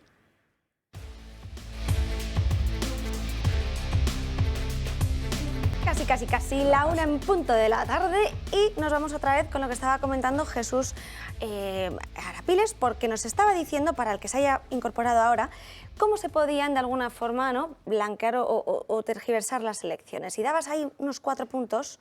De menor a mayor importancia, que además cronológicamente es así, estaría primero, que ya se ha sabido en las últimas, que se lleva haciendo tiempo, la compra de votos, con lo cual contra ello no hay ninguna solución más que cuando se descubre, por supuesto. La segunda es quién nos garantiza que en Correos, alguien de Correos, por lo menos las oficinas más grandes de Correos, cuando se cierra, se marcha a todos los empleados, que todo el mundo, como es lógico, está a marcharse, se queda el encargado de Correos. Es una acusación grave, ya lo sé, y no acuso a nadie en particular, y es una suposición, pero es posible hacerla. Tiene preparados paquetitos, por ejemplo, de 50 sobres, con el partido que le interesa, ya sabemos a cuál me puedo referir, y cuando se ha marchado todo el mundo, coge las arquetas de que van dirigidas a cada pueblo de esa zona, porque a veces la oficina de Correos no está en todos los pueblos, sino los más cabezas de partido, esas cosas. Coge, cuenta 50 sobres, da igual lo que tengan dentro, los recuenta por si acaso, 50, los mete en una saca, coge un paquetito de 50 sobres con ese voto metido, quita la gomita, lo pone ahí, o deja la gomita todavía puesta ahí, 50 sobres más, los vuelve a recontar por si acaso, otros 50 más. Y cuando ha hecho así con unos cuantos, coge, quita las gomitas, y ¿quién puede saber que eso ha sido sí o no? Eso cada día puede ser. Tercer punto, ¿quién me dice a mí que el traspaso de datos, ya no digo con mala fe, incluso con error, pero me temo que ya se ha descubierto? Tenemos una de las colaboradoras, de las más motrices que tenemos, Pilar Baselga, que ha llegado a grabar, querer acercarse a un señor que ha ido con la tableta para tomar los datos de la mesa electoral, del acta, porque ya las papeletas que se hacen el día, excepto las que tienen algún problema incorrectas, ¿no?, son las primeras que se guardan, todas las demás se tiran, ¿no? Pero queda el acta, y el acta se pone a transcribir los datos, a pasarlos a teclear, y se acerca a Pilar Baselga y dice, ¿me permite? Y dice, no le permito. Llamaron a los policías. Tiene la obligación, ¿eh? Tiene la obligación. Claro, por supuesto. Pues hay un vídeo de eso. Llamaron, sí, lo tenemos grabado. Lo tengo yo también, ese vídeo. Y voy a buscar a la policía y la separan ahí, no la echaron, pero no dejaron acercarse. Pues son preguntas y la traca lícitas. final, la gorda de verdad. Los magistrados que hacen de jefe, sabemos, hay 52 provincias, 50 más Ceuta y Melilla, 52 juntas electorales provinciales, donde se tiene que efectuar lo que se llama, según la ley LOREG, Ley Orgánica Regulación... El recuento general. Recuento general, se tiene que hacer el recuento del verdadero escrutinio general, puesto que lo que se publica, que se publica el día de las elecciones es el escrutinio provisional. Correcto. Bien, entonces se cogen y en todas esas delegaciones, todas las juntas que se hacen normalmente en las audiencias provinciales, lo que hacen es que sí, cogen los sobres que vienen del extranjero, que han venido pues, del extranjero, eso sí se hace bien, pero luego cuando llega la hora de hacer el escrutinio, ¿verdad?, que se tiene que abrir sobre por orden alfabético, ya están ordenados por el alfabético, o deberían estarlo, tienen que ir cantando lo que cada partido se ha votado en esa mesa, cada partido se va introduciendo en una aplicación cualesquiera, una hoja de cálculo, y cuando acaba eso, pues se ve cuánto... la realidad, pero no, ahí está el señor por ejemplo, de Indra, y cogen un sobre al azar, otro más, 3, 4, un muestreo, no lo que tienen que hacer. Muestreo. Y si no ha habido inconveniente, ya está. Y claro, cobran 4.000 euros, 4.000 y pico euros por hacer esa función, con lo que en una mañana lo han solucionado. Porque claro, también es cierto que es una labor ardua en unas provincias grandes como por ejemplo Barcelona y Madrid, que se tienen que ir 2 días. 2 días de 12 horas. ¿Sí? 4.000 euros 2 días. No, 2 días, Me apunto caramba, yo. ¿eh? Sí, sí. Me apunto En las yo. provincias pequeñas creo que son 3.000 y pico. Pero bueno, bien. Y ese es el gran problema, que no se hace el escrutinio general. Porque el otro no vale, el otro es provisional. Es que no tendría ni que estar el señor, es que no tiene que estar el De señor. hecho, hay Indra. una diferencia entre ese escrutinio provisional y el general, y de hecho se ve, ya lo hemos hecho, nosotros siempre hemos pedido ese escrutinio general, y ha habido siempre una diferencia de votos, y en algunos momentos muy interesantes esos votos, de poder balancear ese equilibrio de un lado o de otro, ¿eh? O sea, que es que hay que solicitar ese escrutinio general sí o sí. ¿Sí Bueno, o sí? En la Comunidad de Madrid sacasteis un diputado más en la Asamblea, Sí. por el recuento Absolutamente. tal. Sí, con lo cual, bueno, pero al final fijaos, os lo llevasteis. sí, sí. La Es que organización fijaros- que dice él ha hecho cálculos en las últimas, no en estas, que no me han llegado, en las anteriores elecciones, y había una diferencia en las mesas que pudieron controlar, porque si te acuerdas lo que se dijo es que la gente hiciera una foto del acta de cada mesa y se la mandara a ellos, porque claro, si no tienen actas no tienen nada que controlar. Claro. Para después, porque el problema no está en el acta que se firman eso las es perfecto. mesas. Ese recuento es perfecto, Bueno, perfecto, porque perfecto, a ver, hay si cuadra. representantes de todos los partidos en perfecto esas si mesas, cuadra, ¿eh? porque si no cuadra, se ponen de acuerdo para que cuadre Bueno, y no tengamos yo he 2 estado horas. yo he estado mucho tiempo por ese en la motivo- mesa, pero espera, que no ¿eh? acabo, pero espera no, que Por no ese es así. motivo, el que se hace esa noche, lo que se publica esa noche es provisional, provisional. claro. Ya. Porque ya no tenía que haber más, eso ya desaparecería. Es el chupachups. Esto decimos de momento, creemos, pensamos que puede ser más o menos esto. Pues con Pero luego esto, el escrutinio se da general- el resultado.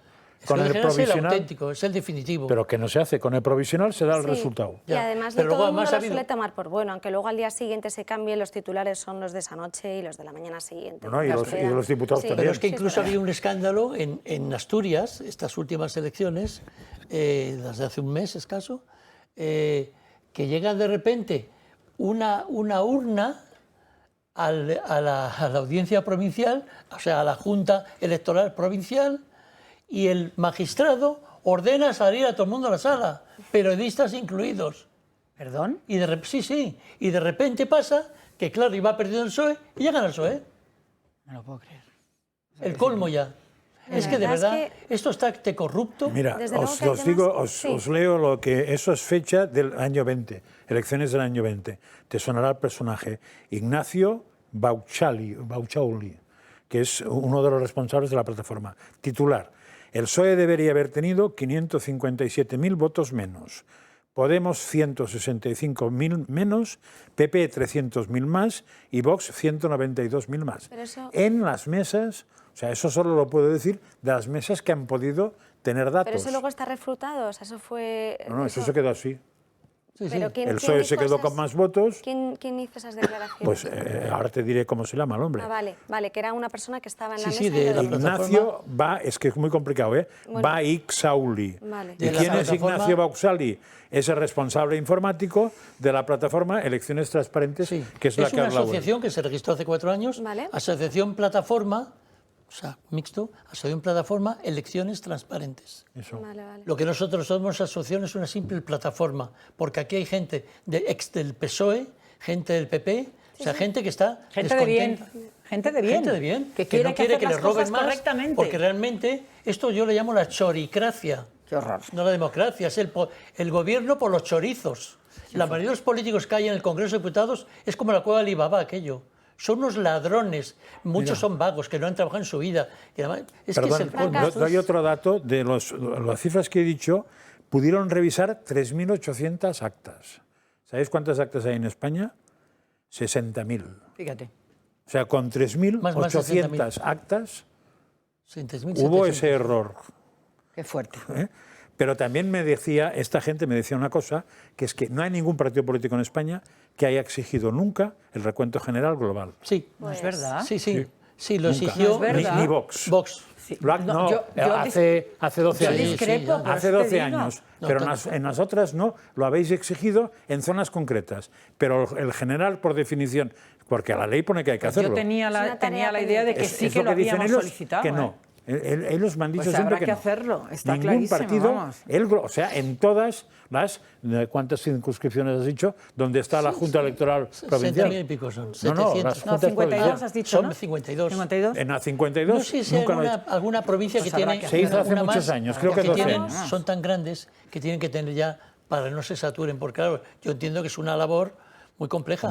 Sí, pero bueno, que está prevista... Te está jugando un montón de Bueno, cosas. además, cuidado, no solo es que hace- está en la ley, está prevista y se paga. Es que no hacen 4 personas, es que hay 50 personas trabajando. Tiene delito eso. Y las cuestiones, con los fundamentos que has contado, pues están ahí en el aire y veremos y seguiremos a ver qué Nos estamos jugando qué mucho, ocurre. ¿eh? O sea, hay que hacerlo. Y sobre todo porque, Mazari, tú también quieres contar con lo que nos estamos jugando en la agricultura y la ganadería Bueno, en España, sí. porque tengo entendido que el problema no está solo en las fresas, En el sino arroz, también Valencia, en el arroz. sí, en la transhumancia de Pero nuestras... se acaba de paralizar ayer se contó ¿El qué?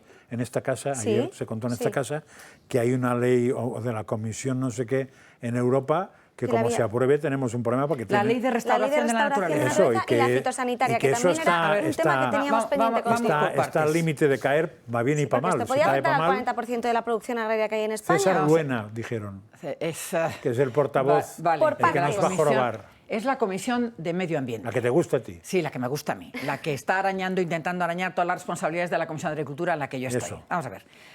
Hay una ley que se llama de restauración de la naturaleza, que es Pacto Verde a tutiplén.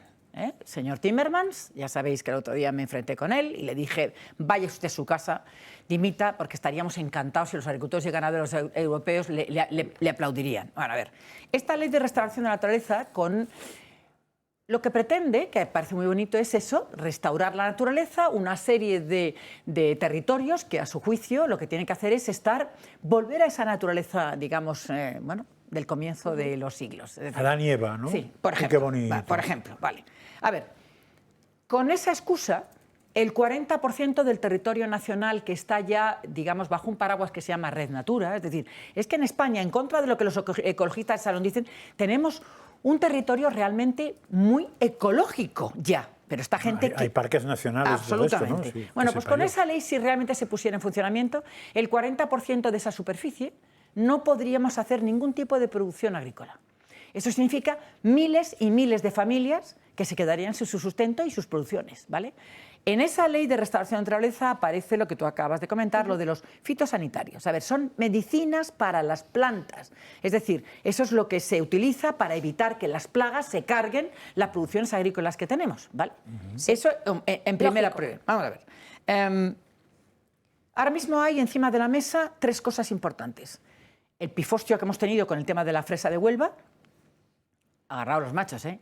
El señorito Luis Planas, ministro de Agricultura, ha tenido el cuajo después de todo lo que ha pasado con la fresa de Huelva, de reunirse con los presidentes de 2 asociaciones de productores de fresa, ayer o antes de ayer. Sí, sí. Y bueno, insisto, después de todo lo que ha pasado, sale a decir a la palestra que, oye, que él, lo que es su gobierno, lo que está es por apoyar a los productores de fresa, por apoyar su producción, por apoyar su exportación.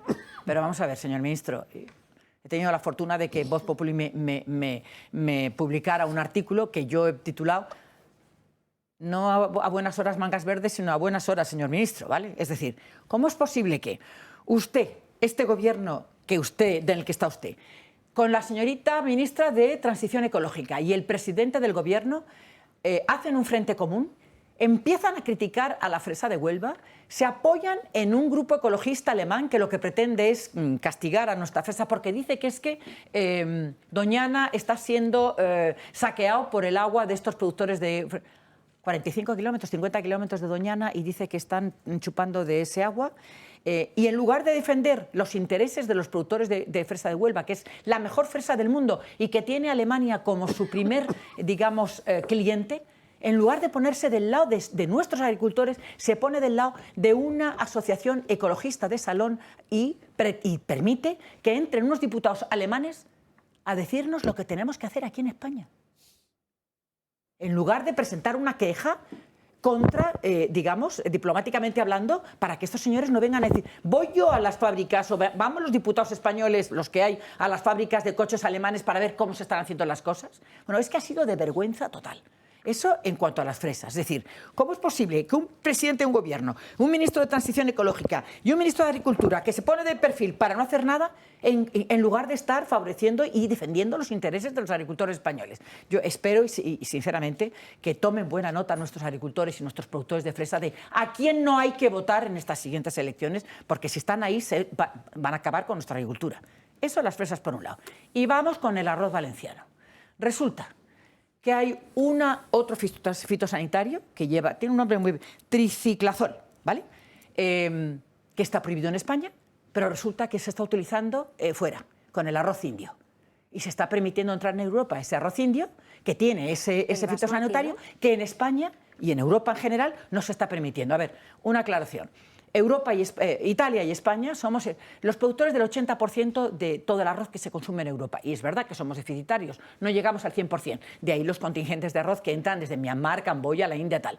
Pero oiga, si usted está permitiendo, mejor dicho, limitando la utilización de esos fitosanitarios a los productores de arroz europeos, no puede ser que usted lo permita con los que vienen de fuera, porque esto es seguridad alimentaria. Eso es de cajón. Es que es o sea, si se prohíbe porque es malo, será malo si es chino, si es indio o si viene de Marte. Pues puede haber un motivo. Es que no es en verdad estas leyes fitosanitarias para proteger la salud de los ciudadanos. Por eso. A ver, querida, a ver, en este contexto... Esa es la teoría. Esa es la teoría. En este contexto, siempre hay alguien... ¿Y a quién beneficia? Beneficia a las importaciones de terceros países, porque en esos acuerdos ya sabes que la agricultura es el eslabón más débil y es la moneda de cambio, ¿vale? A ver, esa facilitación de importaciones de esto tal, yo siempre digo, pero vamos a ver, habráse visto la hipocresía mayor, es decir, estamos hablando de cambio climático, estamos hablando de parques naturales y resulta que lo único que interesa es permitir que esos arroces, en este caso estamos hablando del arroz, vengan de esos terceros países sin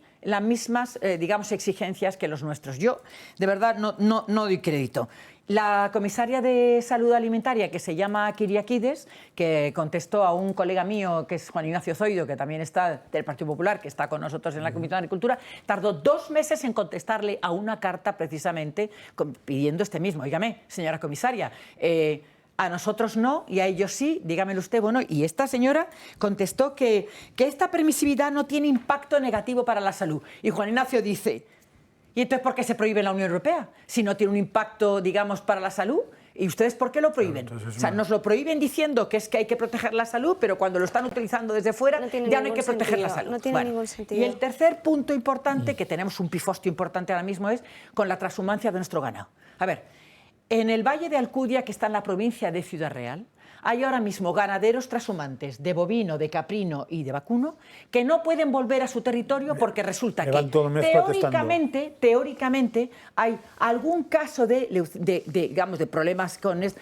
Y estas ganaderías están a 150 kilómetros, muchas de ellas, del posible caso que hay de esa enfermedad y no se les permite volver a sus territorios. Entonces, cuando lo han intentado, resulta que en Castilla-La Mancha, que es de donde estamos ahora mismo hablando, el consejero de Agricultura dice que ellos no pueden hacer nada porque hay una normativa en Europa que no les permite mover a ese ganado. A ver, mover ese ganado significa que, como no hay pastos porque hay sequía, no pueden comer. La Junta de Castilla-La Mancha dijo, bueno, hasta tanto en cuanto Europa diga que no se pueden ustedes mover, vamos a proveerles de servicios sanitarios, de agua y de tal.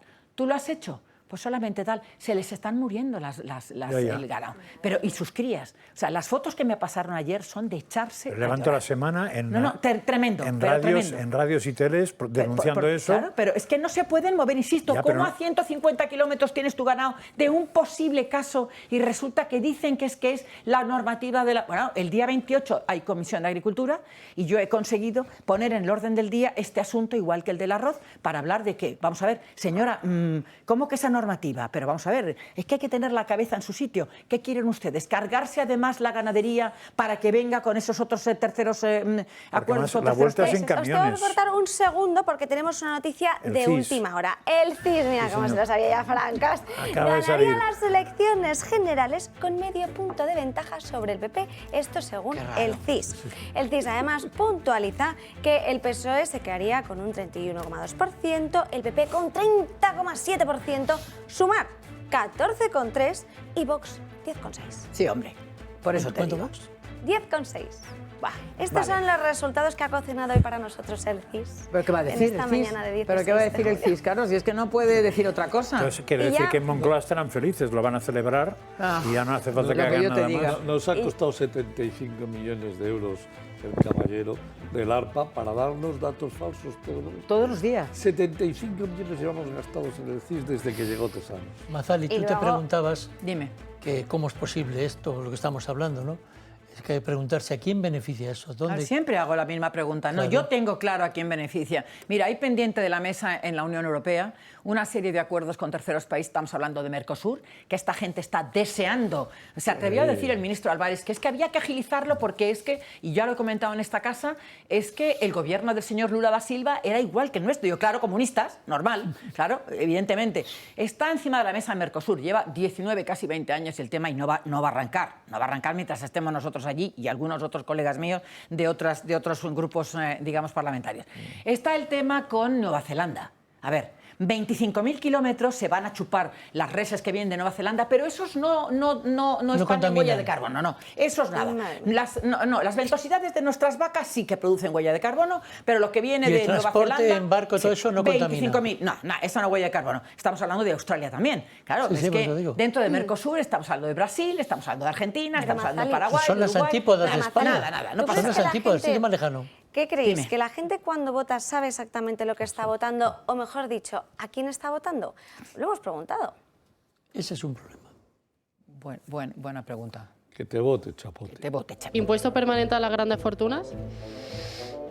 Hombre, pues eso tiene dos lecturas, ¿no? O sea, eso puede salir bien y mal. Pues tampoco me parece bien. También ha habido siempre grandes fortunas, pero bueno. Bien. Bien. Sí, bien.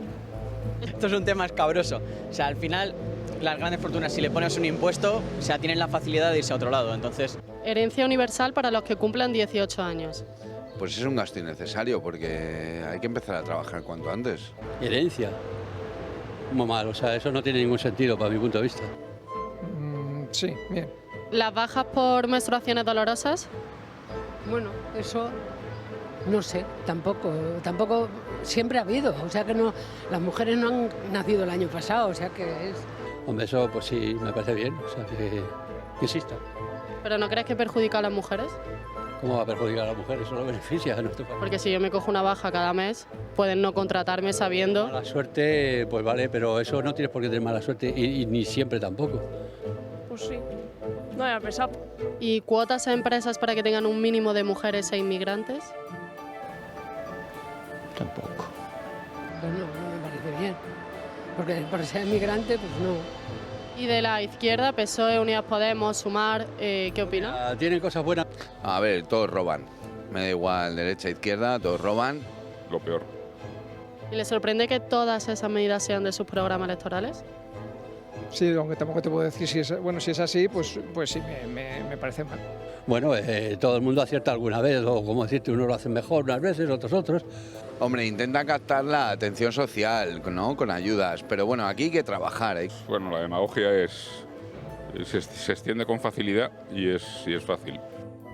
Bueno, ha habido todo tipo de declaraciones, todos roban, nos ha hecho mucha gracia, pero sí es verdad, muchas veces, el que decía, bueno, a veces aciertan, a veces no, pero muchas veces no sabemos qué estamos votando. A ver, vamos a ver, yo cuando digo esto que voy a decir, tengo gente a mi alrededor, amigos, conocidos, que me dicen, qué burra eres. A ver, hay mucha gente que vota como los hooligans de los partidos de fútbol. Igual. Sí, es cierto. Punto. Exactamente. Muchísima gente. Es que mi abuelo era de tal. No, pero también muchísima porque gente. ¿no os parece que los programas de los partidos, yo alguna vez que me he descargado alguno, claro, para ver, es que son eternos, se eternizan. La gente se aburre. No, es que son 500 páginas del PSOE, es que decía, claro, eso no hay quien se lo trague. Suelen Pues para que no se lea, suelen desaparecer muchas veces después de, sí, es cierto. de las elecciones. Hacen los cambios y entonces luego Mira, se modifica. No, pero no solamente eso, acuérdate, y cuando están prometiendo tal, que yo no digo, a ver, cierro, economista, números, estadísticas.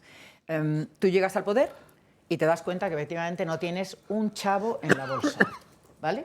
Y de repente dices, bueno, ¿y todo lo que he prometido qué voy a hacer? Coño, pues sal a la palestra con una rueda de prensa y señores, yo había prometido hacer de aquí a aquí todo esto, pero es que resulta que en la bolsa no tengo cero, con lo cual, con lo que tengo no puedo hacer nada de lo que he prometido, de modo que vamos a intentar llenar un poco la bolsa de dinero y vamos a ver cuándo empezamos a poder hacer lo que yo a ustedes les he prometido, porque sin dinero no vamos a ningún lado. Pero yo no conozco a ningún presidente de gobierno que haya hecho eso. Y lo que sinceramente, pasa es que también, ahora a ver, la tiene ciudadanía matices española, José María, a ver, podemos ser torpes, pero idiotas no. Y cuando tú estás... No todos. No todos, pero en general la gente, a ver, el pueblo español en general de tonto tiene lo justito, en términos genéricos. Entonces, no todos, pero... Bueno, en términos genéricos. No, si no es que sean tontos, que están despistados con el... No hace falta insultar. Simplemente que, bueno, que a veces... Están despistados, les tienen entretenidos con el pan y circo actual, que es la televisión, telebasura y todo eso. Recordar a Mariano Rajoy. Llega al gobierno con un 6% de déficit oficial presentado por Zapatero a la Unión Europea. Pero empieza a sacar facturas y se encuentra con que tiene un 2,5% más, es decir, 27.000 millones que no estaban en ningún lugar.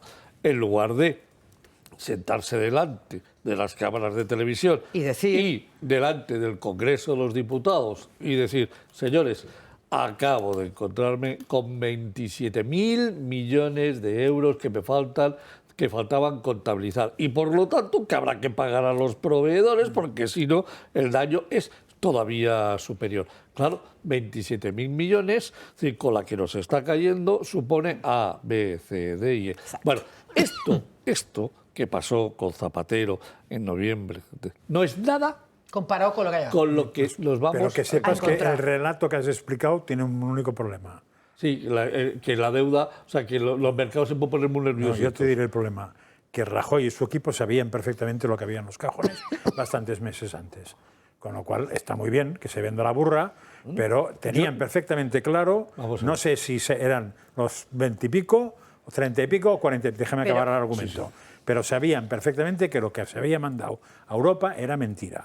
Lo que pasa es que también sabían que si ellos se presentaban a las elecciones diciendo tendremos que apretarnos el cinturón, no ganaban ni bebidos. Y entonces decidieron que lo que había que hacer era ganar las elecciones y ya corregiremos esto. Ganas las elecciones y le dices a la ciudadanía lo que te acabas de decir. Y eso que digo no son opiniones, déjame que te diga una son cosa. datos. Por las mismas razones, hoy Alberto Núñez Feijóo y Santiago Abascal lo saben, por las mismas razones, que se van a encontrar con 75.000 millones de euros de déficit, de facturas, Pues estaría muy bien que se lo repitieran una y otra vez. Se van a encontrar. Y simultáneamente, Alberto Núñez Feijóo dice que antes de que termine el año va a bajar el IRPF. Vamos a ver un segundo. Espérate, ya la acabas de liar, perdóname. O sabes o no sabes. Por si no sabes, yo desde aquí le informo al Partido Popular y le informo aquí a Vox que a día 31 de marzo, al 31 de marzo, hay un déficit de 45.000 millones de euros de facturas pendientes de contabilidad. Y que me juego mis bigotes y mis barbas a que se siente aquí delante el jefe de la Intervención General de la Administración del Estado, cara a cara conmigo, a ver si tiene valor a demostrarme que estoy mintiendo. 45.000 millones. No veo en qué contradices lo que he dicho yo. No, lo que digo es, ¿por qué prometes que vas a bajar los impuestos? Porque prometes como... Pues eso es lo que digo yo, porque quieren ganar las elecciones. Nos quedamos con esta idea y luego volvemos para hablar ya de economía, que ya lo vas introduciendo poco a poco en el programa. No sin antes recordarles que tienen todavía tiempo para elegir a su contertulio favorito. Ya saben lo que tienen que hacer, mandar un mensaje al teléfono 28088 con el nombre de su tertuliano, como yo soy María Francás, Julio Ariza, José Ramón Riera, que para que no pierda el podio, pues Mazalía Aguilar, también si quieren Jesús Arapiles, pero para que manden pues quién les apetece, quién les parece que se lleva el premio este mes. Así que ya lo saben, manden al 28088 el nombre del tertuliano que tengan favorito. Nos vemos 2 minutitos de publicidad y a la vuelta seguimos. Anda que yo. Voto por correo porque no me gusta. Yo no voy a votar. No va a votar directamente. Por correo no voy a votar. No, por correo porque no se fía, ese es el tema. Bueno, ahora mismo la inseguridad, ¿no? Que hay de saber quién está custodiando esas sacas, ¿no? Hemos visto las dificultades desde el extranjero. Hemos escuchado testimonios que nos dicen de votos que no han llegado. ¿A tu hermano? Sí, el año pasado no llegó su voto a ningún lado. O sea que tú, lo de bajo sospecha... Bajo sospecha, sí. Sí. A la tarde en punto y seguimos ya en el última media hora del programa. Vamos a hablar de economía, pero antes de hablar de los datos que nos ha traído hoy José Ramón Riera, tenemos contarles un tuit que publicó Yolanda Díaz en el que hacía esta reflexión. La inflación baja, pero no es suficiente si a la gente le angustia mirar los precios en el supermercado. La política no puede desentenderse. Hasta el Banco de España reconoce que el problema son los inmensos beneficios empresariales. Actuemos y protejamos a las familias. Y con este tipo de reflexión que ha hecho la ministra y vicepresidenta segunda del Gobierno, José Ramón Riera ha intentado o ha querido de alguna forma desmentir, porque ¿qué de verdad hay en que al final estamos sufriendo inflación y vemos cómo cada vez aumentan más los precios cuando vamos a comprar algo en el supermercado, sobre esta teoría de que son los empresarios los que se están haciendo con todo el pastel, están cogiendo esa excusa de la inflación para beneficiarse? Primero es mentira. Es mentira. Sí, pero mentira, pero además mala, o sea, con perversión. La inflación, y lo explicaba el otro día muy bien Daniel Lacalle en un vídeo, la inflación se produce por exceso de masa monetaria en el mercado. No se produce porque haya beneficios empresariales, se produce porque haya exceso de masa monetaria en el mercado. Y coincide todo el mundo en eso, ¿eh? O sea, entonces, ¿por qué hay masa monetaria excesiva en el mercado? Muy sencillo. Porque desde el 2020, desde el principio del 2020 hasta el 2022, el Banco Central Europeo y la Comisión Europea permitió que el endeudamiento masivo de todas las economías, y se emitieron 3 billones de euros, billones de euros de deuda, en base a yo te doy un papelito a ti, Banco Central Europeo, y tú me das dinerito que fabricas con la maquinita. 3 billones europeos. 3 billones de euros. Billones europeos, sí. Que son 3 trillones al concepto americano. 3 billones de euros. Ese dinero es el que ha ido provocando ese dinero, y luego, bueno, que se produjo una conjunción del tema energético que pegó un cambio en el tema energético. Eso es lo que se llama monetizar la deuda. Efectivamente. Vale. Entonces, vamos a ver, el problema no está en los beneficios empresariales, el problema está en el exceso de masa monetaria en circulación. Que se está haciendo, que ha hecho la FED, porque la FED hizo lo mismo, es decir, le dio prácticamente 3 trillones de dólares al gobierno de los Estados Unidos para paliar el efecto de... Y la FED ya lo hizo en otra crisis, ¿eh? Sí. La crisis bancaria también lo hizo. Cosa que Europa no hizo la otra vez. Efectivamente. Entonces, con lo cual, vamos a ver, primero, mentira cochina, absolutamente cochina. Luego, lo que yo he querido explicar es, vamos a ver, en España se recaudaron en el año 2022 570.000 millones por impuestos, ¿vale? Hoy lo que voy a enseñar son 202.000 millones, quién los ha colocado y quién los ha pagado, y no he podido calcular la cifra exacta, pero voy a dar un aproximado con el IVA, y vamos a ver que lo que han pagado los empresarios, lo que han aportado los empresarios a los 570.000 millones es el 50% de los impuestos recaudados. ¿Cómo se aporta el 50% de los impuestos recaudados? Primero, por el impuesto de sociedades. Y entonces, lo que he hecho ha sido, quiero que veamos qué ha pasado del 2019, que pagaron los empresarios en impuestos de sociedades, a lo que han pagado en el 2022. Eso que vemos en pantalla. Vamos a ver, y lo tenemos ahí en estos momentos en pantalla. Hemos pasado de 23.733 millones a 32.176. Las empresas en impuestos de sociedades han pagado 8.400 millones más, que supone un 35,6%. Eso solo es del impuesto de sociedades. Solo del impuesto de sociedades. Pero déjame que te diga una cosa. El PIB, la riqueza generada en todo el país, ha sido de un 1,3% menos. Nuestro PIB, a cierre del 2019, el real, era 1, y en el 2022 es otro, que es un 1,3% menos. Con lo cual, los empresarios están pagando por directo, por el efecto de impuestos de sociedades, nada más y nada menos que un 36% cuando la economía no crece. Por cotizaciones sociales, es decir, por tener trabajadores en las empresas, han pasado de pagar 173.000 millones a pagar 150.000 millones a pagar 169.000 millones. Es decir, solo por tener trabajadores ha incrementado el pago de cotizaciones sociales en 19.600 millones de euros.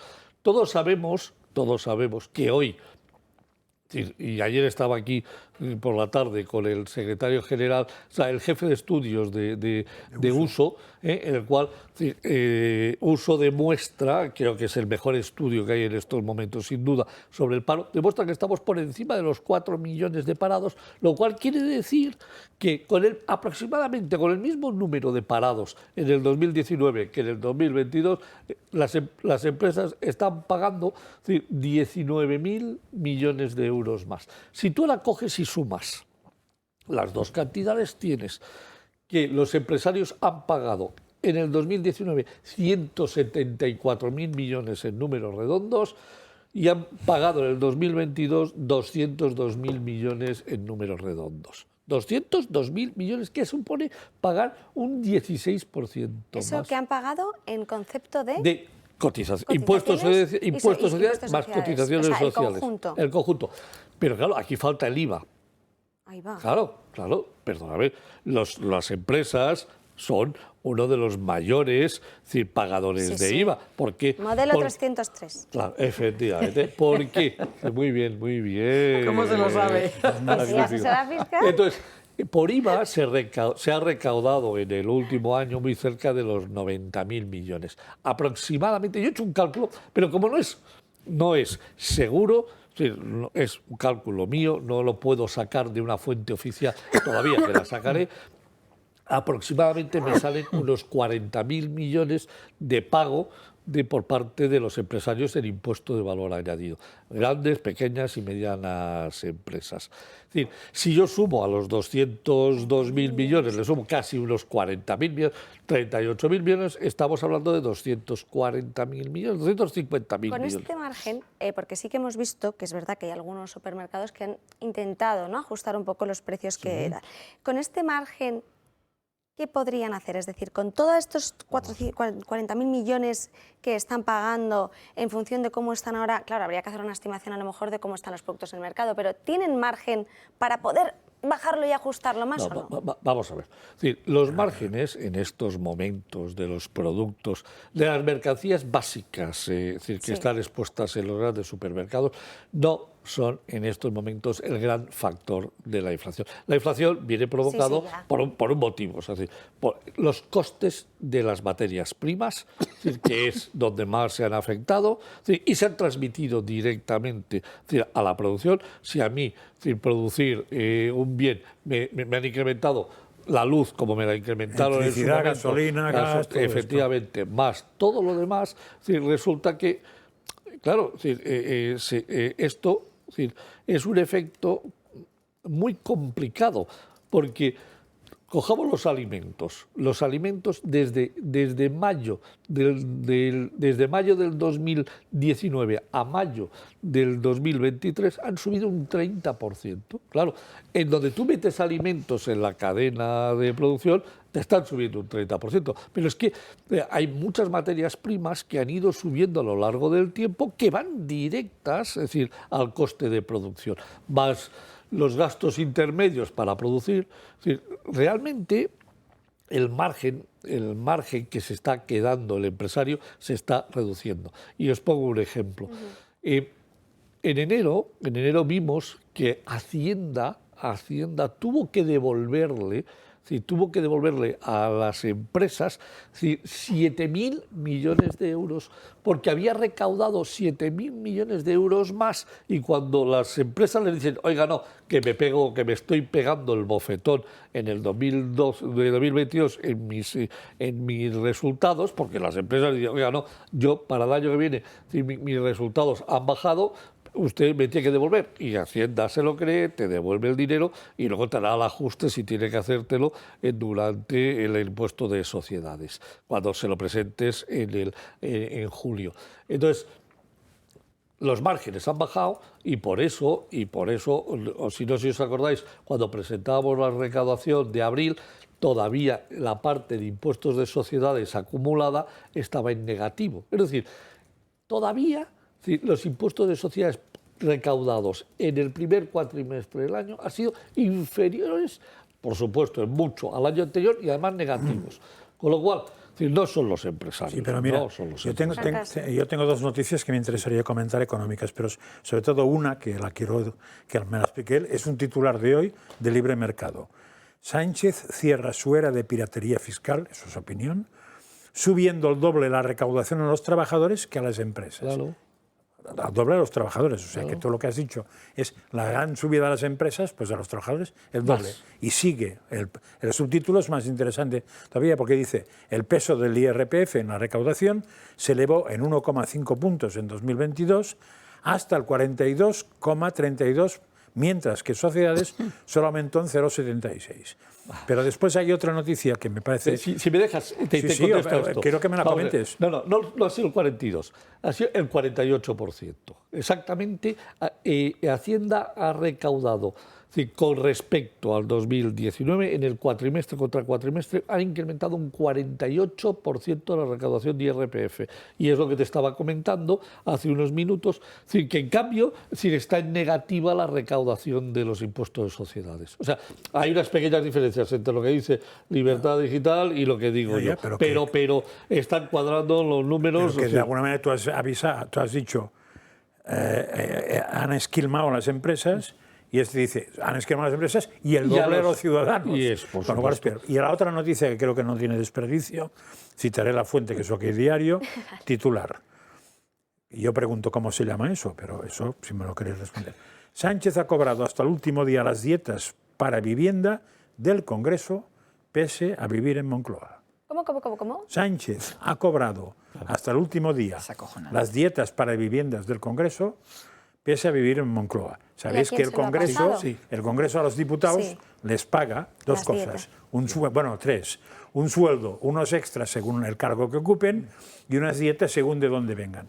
Si tú eres diputado por Madrid, cobras lo mínimo, y si eres diputado por la Quinta Puñeta, aunque vivas donde quieras, como eres diputado por la Quinta Puñeta, te paga eso. En teoría, si tú no estás en la Quinta Puñeta, tendrías que explicarlo, porque hay gente que viviendo en Madrid se presenta por la Quinta Puñeta y entonces tendría que decir, oiga, que yo no vivo en la Quinta Puñeta, no vivo en Galicia, vivo en Madrid. ¿Qué dijo? Pero en fin, un segundo, que puedo respirar.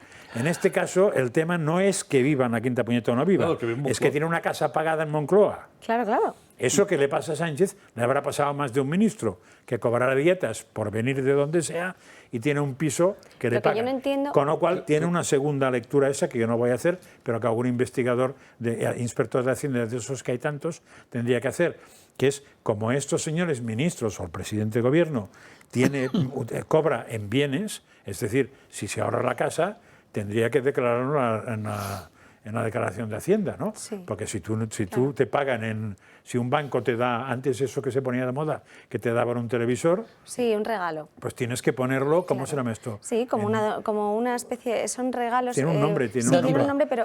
No. Especies. Es especies, o sea, ingresos en especies, ¿no? Y si te pagan el piso, supongo que es un ingreso en especies igual. Con lo cual, supongo que las declaraciones, no de Sánchez, sino de todos los presidentes de gobierno que han vivido en Moncloa, deben reflejar esto. Mal me temo que lo dudo. Posiblemente les ha pasado lo mismo que le pasó a esta chica de Más Madrid, que cobraba 2 veces el salario y que luego se decía que era su marido, que se les ha olvidado. Vamos a ver. No se han dado cuenta. Si lo acaban devolviendo, al menos habremos salvado algo. No se han dado cuenta de que están cobrando eso. Pero vamos a ver, aquí hay otro problema. Porque ha habido un partido parlamentario que ha pedido saber los ingresos de Sánchez a transparencia. ¿Por qué? Porque se sabe lo que Pedro Sánchez está cobrando como presidente, pero se tiene dudas de si está cobrando también como diputado. Y por eso se ha pedido. Según esto, y esa información lo que induce... Lo que induce es a pensar que si está cobrando esa parte es que está cobrando la otra. Entonces, Transparencia, como es obvio, no ha querido dar ninguna respuesta. Para cerrar el tema, sobre todo de economía, cómo afecta a las empresas y cómo están regulando los precios, hemos querido hacer una recopilación de cómo han ido cambiando los precios en diferentes supermercados a lo largo de los años y, sobre todo, de algo muy importante, del gramaje de los productos. Esto quiere decir que la economía española va como una moto. Es una frase para analizar porque la realidad es que la vida se ha encarecido. El gobierno achaca la subida de precios a la guerra de Ucrania y las medidas que adoptaron no han sido suficientes. Sigue siendo complicado para los españoles llenar la cesta de la compra. Esto se ve en la evolución de los precios de algunos productos. 1,5 litros de leche entera asturiana se podía encontrar en 2022 a 1,19 y en enero de 2023 se situó a 1,57. Ha seguido subiendo hasta el día de hoy. Se puede comprar por 1,75. Hay a quien le gusta más la leche semidesnatada, pues hace más de un año se podía encontrar también a 1,19 y a comienzos de este a 1,85. Un producto básico en la dieta de los españoles es el pescado, y los filetes de merluza, en este caso de 540 gramos sin piel, estaban a 3,99. Evolucionó a 5,40 en enero y la subida hasta el día de hoy es de 6,25. El gazpacho es un alimento muy completo por su contenido y es muy consumido, más en esta época del año. El precio medio de 1 litro en 2022 era 1,30, ahora es de 2,85. Es frecuente hacerlo casero, pero la subida de los precios ha influido. Por ejemplo, los tomates están un 11,2% más caros, el aceite más de un 22% y el pan, por ejemplo, un 9,3%. Y si antes se hacía en casa, de media costaba 2,5 €, ahora asciende a casi 5. Y no solo han subido los precios, sino que ahora el tamaño de los productos es menor, más caro y con menos gramos. La mayonesa sabor casero Calvé de 225 mililitros en enero de 2022 estaba a 0,95 y en 2023 de 210 mililitros a 1,70. Una bolsa de patatas fritas con un tamaño de 295 gramos, su precio era de 2,89. Pues un año después de 275 a 3,79. Y así ocurre con diferentes productos. Una hogaza de pueblo de 600 gramos estaba a casi 2 € y después, con 100 gramos menos, a 2,19. Estos precios varían según las marcas y los supermercados. La economía no parece ir como una moto, como dice Pedro Sánchez. No lo entiendo. Y cambiamos directamente al ámbito internacional porque tenemos ya con nosotros a Sandro Meco, que es que no lo saben, pero en Estados Unidos está el tema de Trump-Biden, cómo se presentan las elecciones. Y tenemos a lo mejor para que nos puedas contar exactamente cómo lo están viviendo allí, sobre todo el tema de Trump. ¿Qué está pasando? ¿Le han detenido? ¿No le han detenido? ¿Está en libertad? ¿Está con cargo? ¿Se va a poder presentar a las elecciones? Cuéntanos, Sandro. Bueno, muy buenas tardes, Ana. ¿Cómo está la cosa con Donald Trump y también con Joe Biden? Porque sí, nos hemos cansado de ver en noticias, en periódicos, en radios, que se habla de Donald Trump, pero hay mucho más de lo que hay que hablar. Las elecciones de Estados Unidos del año que viene no van a ser únicamente unos comicios que respondan precisamente a la cuestión política. La cuestión legal va a ser importantísima. Entonces, si les parece bien, vamos a empezar con lo que sabemos. Donald Trump ha sido imputado. ¿Y cómo se enteró el candidato a la presidencia de los Estados Unidos? Pues así. Van a por mí, por una estafa de cajas, igual que la estafa de Rusia y el resto. ¿Qué ha ocurrido durante 7 años? No pueden parar. Esto es una interferencia electoral en el más alto nivel. Nunca ha pasado algo así. Soy inocente. Soy una persona inocente. Ponemos a América primero. Siempre lo he hecho. Y por eso estábamos en una posición que desafortunadamente ya no es válida, porque han hecho un trabajo horrible. Pero vamos a hacer que América sea grande. Soy inocente. Lo demostraré enérgicamente y espero que muy pronto. Muchas gracias. Bueno, quizás es importante, ante tanto juicio que tiene Donald Trump, porque no es únicamente este, que sepamos de qué va este caso en concreto. Bien, se ha acusado al expresidente de que cuando abandonó la Casa Blanca se llevó una serie de cosas, entre ellas unos documentos que quizá no tendría que haberse llevado. Bien, en la política, sobre todo internacional, cuando suceden casos de este tipo, lo que se suele hacer es un poco echar la pelota a otro tejado. De alguna forma decir, yo no he hecho nada, digamos que no defender de forma directa lo que viene siendo tu inocencia. Con Donald Trump es distinto. Donald Trump cree firmemente que es inocente y no tiene ningún tipo de reparo en admitirlo. ¿Y cómo lo ha admitido? Lo ha admitido así. Mucha gente me pregunta por qué tenía esas cajas. ¿Por qué las querías? La respuesta, además de que tengo todo el derecho por el acta presidencial, es que estas cajas tenían todo tipo de objetos personales. Muchas cosas, camisetas, zapatos y mucho más. Como se ve en la fotografía, en la que alguien, no yo, me pregunto quién habrá sido, plasmó una de las cajas perfectamente colocadas en el suelo. Estaban llenas de periódicos, prensa, cientos de imágenes de la Casa Blanca. Y esta, Ana, es la gran diferencia con respecto a otros políticos. Trump defiende su inocencia porque considera que los documentos y todo el contenido que había en esas cajas era suyo. Porque, claro, es que eso es una tesitura con lo que están diciendo los medios de comunicación, que es que tenía información privilegiada y secreta de ámbito y de carácter del gobierno estadounidense que no podía disponer de ella. Entonces, ahí, ¿ahora qué ocurre? Claro, porque estos son las imputaciones, pero el desarrollo de ese proceso directamente va a ir a juicio, no va a ir a juicio, o sea, esto de cara a los próximos días o meses, ¿cómo se ve? Vale, lo único que sabemos es que sí, nos vamos a juicio, pero la pregunta no está ahí, la amiga de este asunto no está ahí, está en el cuándo. Claro. Se estima que puede ser a mediados del año que viene. Según los expertos, la estrategia de Trump es retrasarlo hasta noviembre. ¿Por qué? Porque si Donald Trump es elegido presidente de los Estados Unidos, se cree, no se sabe con toda la certeza del mundo, pero sí se cree que Trump puede perdonarse a sí mismo. Entonces, esta es la cuestión. Ya no es tanto ver si va a haber un juicio, porque sí lo va a haber, sino la carrera para ver cuándo es este juicio. Claro, porque si ya está inmerso en el juicio, ¿puede presentarse a las elecciones o no? Claro, muy buena pregunta también. Y es algo que tienen que saber muy bien desde sus casas. No hay nada en la Constitución estadounidense que prohíba a un candidato presentarse a las elecciones desde prisión. En el año 1927, de hecho, un candidato demócrata llegó a las elecciones presidenciales, aunque eso sí, no las ganó. No me lo puedo creer. ¿Qué es eso? El señor... ¿Verá? Creo que era el apellido. 1927. Llegó a la final, consiguió ser el candidato demócrata, pero no consiguió imponerse. ¿Y si de repente en el juicio eres condenado, entonces te exculpas, como has dicho, y ya está? Pasaría tiempo en prisión. Además, esto es lo importante. De todos los juicios a los que se ha enfrentado Donald Trump, este es el que contiene cargos federales y este es el que le podría hacer pasar por prisión. No, por ejemplo, el caso de la agresión sexual potencial o demás cuestiones. Este es el que tiene miga en cuanto a la cárcel se refiere. Y sí, podría hacer campaña pues desde una celda de prisión. Madre mía, Francas. Yo me he perdido, pero te explico.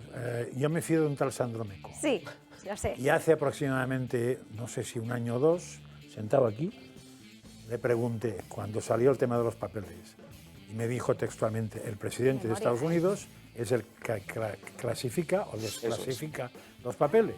Con lo cual, como desclasifica él, no va a tener ningún problema. No, pero si ya están en el jucio como prueba, ahí habría un... Bueno, yo te claro, déjame acabar mi razonamiento, porque si no, quedo como gilipollas otra vez. Hombre, no, pero... Claro, pones la primera premisa y entráis en la segunda, no hay segunda premisa. Entonces, esa es la primera premisa. Vale. Entonces, ahora eso le ha llamado acta presidencial o no sé qué. Sí. Supongo que eso mismo. Eso es. Segunda cosa, que es donde viene. Dices que la gente está opinando que quiere retrasar el juicio para poder perdonarse. Pero si él tiene tan claro que es inocente, por lo que contaste tú, y por el acta, ¿para qué coño quiere perdonarse de qué? De nuevo nos vamos al timing. Efectivamente, según el acta presidencial, el único que puede desclasificar documentos es el presidente de los Estados Unidos. Ahora bien, que yo sea el presidente de los Estados Unidos y después de salir de la Casa Blanca diga, que esto es mío porque está desclasificado. Esa es la cuestión. Lo ha desclasificado antes, lo ha desclasificado después. Son asuntos que pueden ser desclasificados porque hemos visto 1 millón de películas en las que los secretos de seguridad nacional, especialmente en Estados Unidos, pueden llevarnos incluso, y mira Ana, tú de esto sabes mucho, incluso a una invasión alienígena, que parece que ya empezó en Las Vegas. No puede desclasificar todo. Claro, esa es la cuestión. Puede, no puede, o sea, el debate está ahí. Si Trump defiende que efectivamente tiene la potestad para hacerlo y la ley le ampara, pero hay unos límites. Entonces esta es la cuestión, ver qué versión es la cierta, ver quién tiene la razón y quién no en esta cuestión. Y luego también otra cuestión que él ha dejado ahí un poco caer es, no sé quién denuncia, se sabe, se baraja, o quién denuncia o a lo mejor quién es el responsable, porque sí que es verdad que ha dicho que son artículos personales, pero tampoco ha puesto encima de la mesa toda la teoría de las pusieron ahí, ha sido un acto, a lo mejor un complot contra mí, no lo ha hecho. Y eso también es interesante, ¿no? Bueno, Trump lleva diciendo desde las elecciones de 2020, de hecho, que a lo que él se está enfrentando es a una caza de brujas. es cierto que tanto si eso es verdad como si no, Donald Trump se está enfrentando a cada vez más procesos judiciales. Y esta es la pregunta, ¿por qué es así? ¿Porque efectivamente es culpable de todas estas cuestiones o porque, como dice él, hay un objetivo político? Ahora mismo Donald Trump es el candidato favorito de los republicanos. Ahora mismo Donald Trump, según las encuestas, puede ganar a Joe Biden. Entonces, lo que Trump plantea es esto. ¿Van a por mí porque quieren impedir que vuelva a la Casa Blanca? Claro, y luego esto no va a asustar también a sus votantes de alguna forma. Por supuesto, pero es que es como la guerra. Yo lo comparo mucho con la guerra en Ucrania. Es una guerra por la información. Cuando Trump se presentó a este último juicio en Miami, los medios demócratas aseguraban que tenían que ir con cuidado con respecto a los seguidores de Donald Trump porque se podría organizar otro asalto al Capitolio, simplemente por el hecho de que seguidores de Trump se presentaran allí. Bueno, no fue así. Hubo mucha gente en Miami que apoyó al expresidente y no hubo ningún tipo de conflicto. Entonces esta es la cuestión. Antes de cerrar e irnos, que ya queda muy poquito, has hablado también de Biden. Por si quieres... Claro. Sí, no, es que es importante, claro. Porque a la vez que salió esta imputación de Donald Trump, también salió una noticia de la Fox News en la que se aseguraba que el actual presidente de los Estados Unidos, Joe Biden, podría haber cobrado un soborno de $5 millones por parte de una compañía que es bastante interesante, que es Burisma, que es esa empresa ucraniana que dicen que tanto Joe Biden como Hunter Biden, su hijo, se podrían haber lucrado. Y claro, nosotros que somos periodistas lo sabemos. Al final, hay muchos periodistas y muchos medios que lanzan noticias no por informar, sino para conseguir un objetivo. Entonces la pregunta era, ¿esta noticia es cierta o forma parte de un objetivo? Bueno, pues el senador Chuck Grassley ha comparecido para decir que sí, que la noticia está ahí, pero que puede haber pruebas.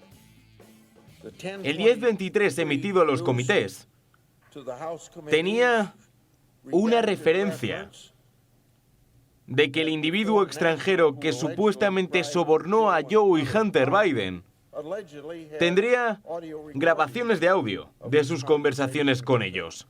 17 cintas, para ser exactos. Este individuo se habría quedado estas grabaciones como defensa ante un escenario que fuera complicado para él.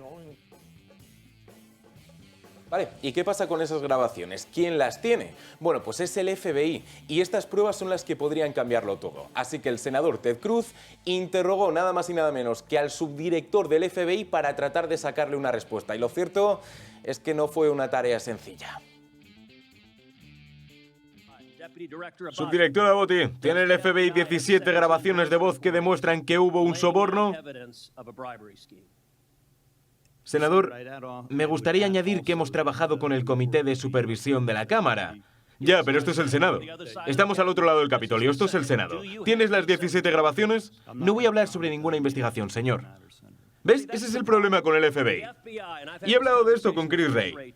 Por esto estás haciendo daño a la institución. El pueblo americano se merece saberlo. Y esta es la gran queja, sobre todo, del electorado republicano. Hay unas pruebas que pueden decir que aquello que hizo Joe Biden es ilegal y no se lanzan al público. Es aquí donde está la batalla, porque mientras hemos tenido titulares y titulares con respecto a la supuesta ilegalidad de lo que está haciendo Donald Trump, en la cuestión de Biden ha habido silencio absoluto. Y luego a mí algo que se me ocurre, a lo mejor Trump no podría relegar en otra persona, porque estoy en el foco de mira, estoy en el punto, no van a querer mis votantes, me pongo a un lado. ¿Hay algún segundo nombre puesto encima de la mesa por si acaso llega a juicio y las cosas no pintan muy bien para él? Vale, Trump es un tipo que cuando tiene algo entre ceja y ceja no lo va a abandonar.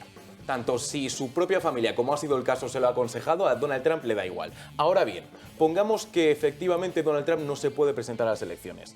Pues habría que ver, quizá Ron DeSantis. Bueno, pues el lunes nos sigues contando en Dos Continentes, el lunes con Alba Vila y ahora tienen partida doble de Ana Gullo porque ahora mismo a las 2 abre los ojos que les contaré temas nuevos sobre la legislación que está a punto de mirar cada día y que nos implica a todos. Muchísimas gracias por estar aquí, que pasen muy buen fin de semana y nos vemos el lunes, ya les digo que con Alba Vila. Hasta luego.